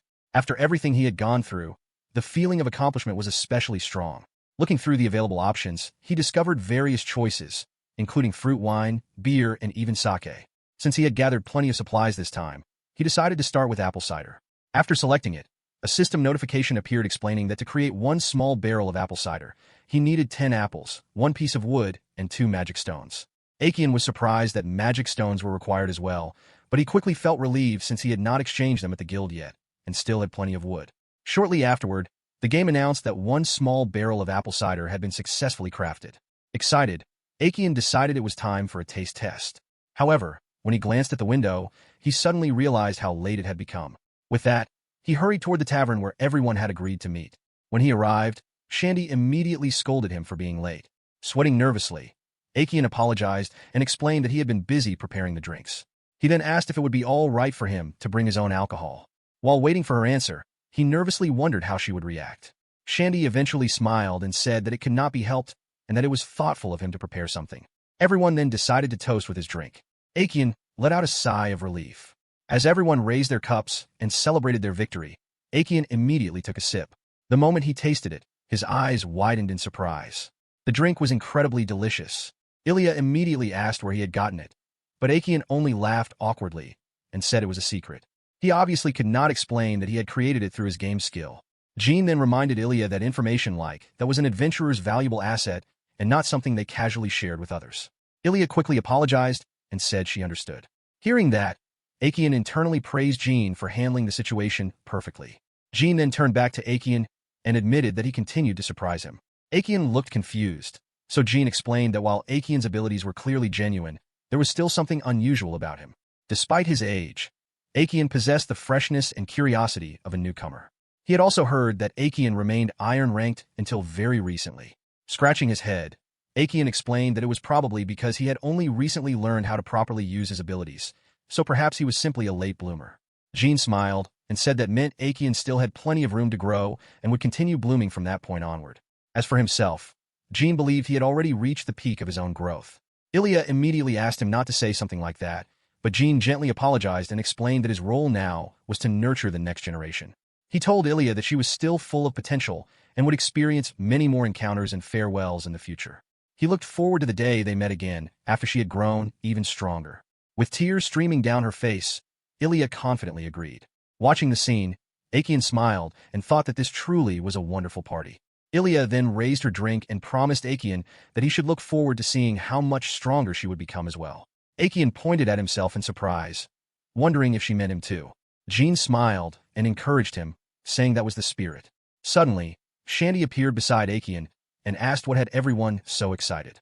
Surprised, Aekian turned toward her. Shandy then declared that since everyone was in such high spirits, they should have another toast. Everyone cheered together. As Aikian drank while surrounded by the lively atmosphere, he realized that perhaps it was because of this feeling that the alcohol he created through his game skill tasted better than any drink he had ever experienced. The celebration continued until morning. Several days later, the party consisting of Steel Wing and Flame Blade officially disbanded. Each member departed from the western city, and once again, Aikian found himself alone. Before he realized it, everyone had already left. However, perhaps that was simply what being an adventurer meant. There were encounters, and there were farewells. Aikian decided that he should continue moving forward as well. Determined, he decided to return to the royal capital. After all, he had completed the brewery quest, and there was currently no reason for him to continue exploring the dungeon. Going any further would only make things more dangerous. His goal was to enjoy safe and exciting adventures, though he admitted that he had pushed himself quite a lot recently. When he informed the receptionist that he was leaving for the royal capital, she was surprised. Aikian explained that his business in the area was finished for the time being. The receptionist admitted she would feel lonely, but she supposed winter had already ended. Aikian suddenly realized that he had spent so much time inside the dungeon that he had not even noticed the snow. The receptionist smiled and said that his stay in the city was now officially concluded. Aikian thanked her for everything. Before he left, she reminded him to return someday and challenge the dungeon again. Aikian promised that he definitely would. Afterward, Aikian ran through the forest at full speed. While catching his breath, he thought about how he wanted to surprise Liberia-san by showing her the alcohol he had created. He also wanted to ask the herb kids to help him with work again and wondered whether the hooded kids had safely made it through the winter. Perhaps because his life before had been so uneventful, he found himself smiling. Having people he cared about waiting for him felt surprisingly wonderful. Without taking a break, Aikian continued running and managed to reach the royal capital in a single day. Proud of his progress, he remembered that it had once taken him 3 days to make the same journey. Upon arrival, he immediately headed to the Adventurers Guild. He informed the receptionist that he wanted to register his stay. The receptionist turned around and immediately welcomed him back, admitting that she had been slightly worried because he had not returned. Aikian explained that things had taken longer than expected. The receptionist began processing his registration, but her eyes immediately widened when she saw his guild card. She was shocked to discover that he was now silver-ranked. Aikian nervously wondered if he had once again become the center of attention. Instead, the receptionist congratulated him, saying that his achievement was incredible, especially considering how quickly he had advanced. Moved by her words, Aikian sincerely thanked her. After completing the registration process, Aikian returned directly to his usual inn. The moment he entered his room, he collapsed onto the bed and let out a relieved sigh, enjoying the comfort of finally being able to rest. Suddenly remembering something, he sat back up and realized he needed to check his stats. After defeating the Wood Eater, he had not had the chance to properly examine his growth. Activating appraisal, a status window appeared before him. His abilities had increased dramatically. His strength had reached 405, constitution had risen to 528, and agility had climbed to 317. His magic power was now 272, while his luck remained unchanged at 5. He had also obtained many new skills and gained several additional magic abilities. Finally, he had acquired his conditional skill, Temporary Ghost. Aikian stared in disbelief at how much his stats had increased. A year ago, he never would have imagined he could become this powerful. Although his luck was still stuck at 5, everything else had changed. He remembered how he had been reborn as an old man and felt that he was once again trapped at the bottom, just like in his previous life. Honestly, he had already given up, believing nothing would ever change. But thanks to the special skill game, he had gained the ability to accomplish countless things. Being old did not mean it was too late. His life was only beginning now. Tears welled up in Aikian's eyes as he wished his former self could see the person he had become. Then, wiping away his emotions, he wondered what he should do today.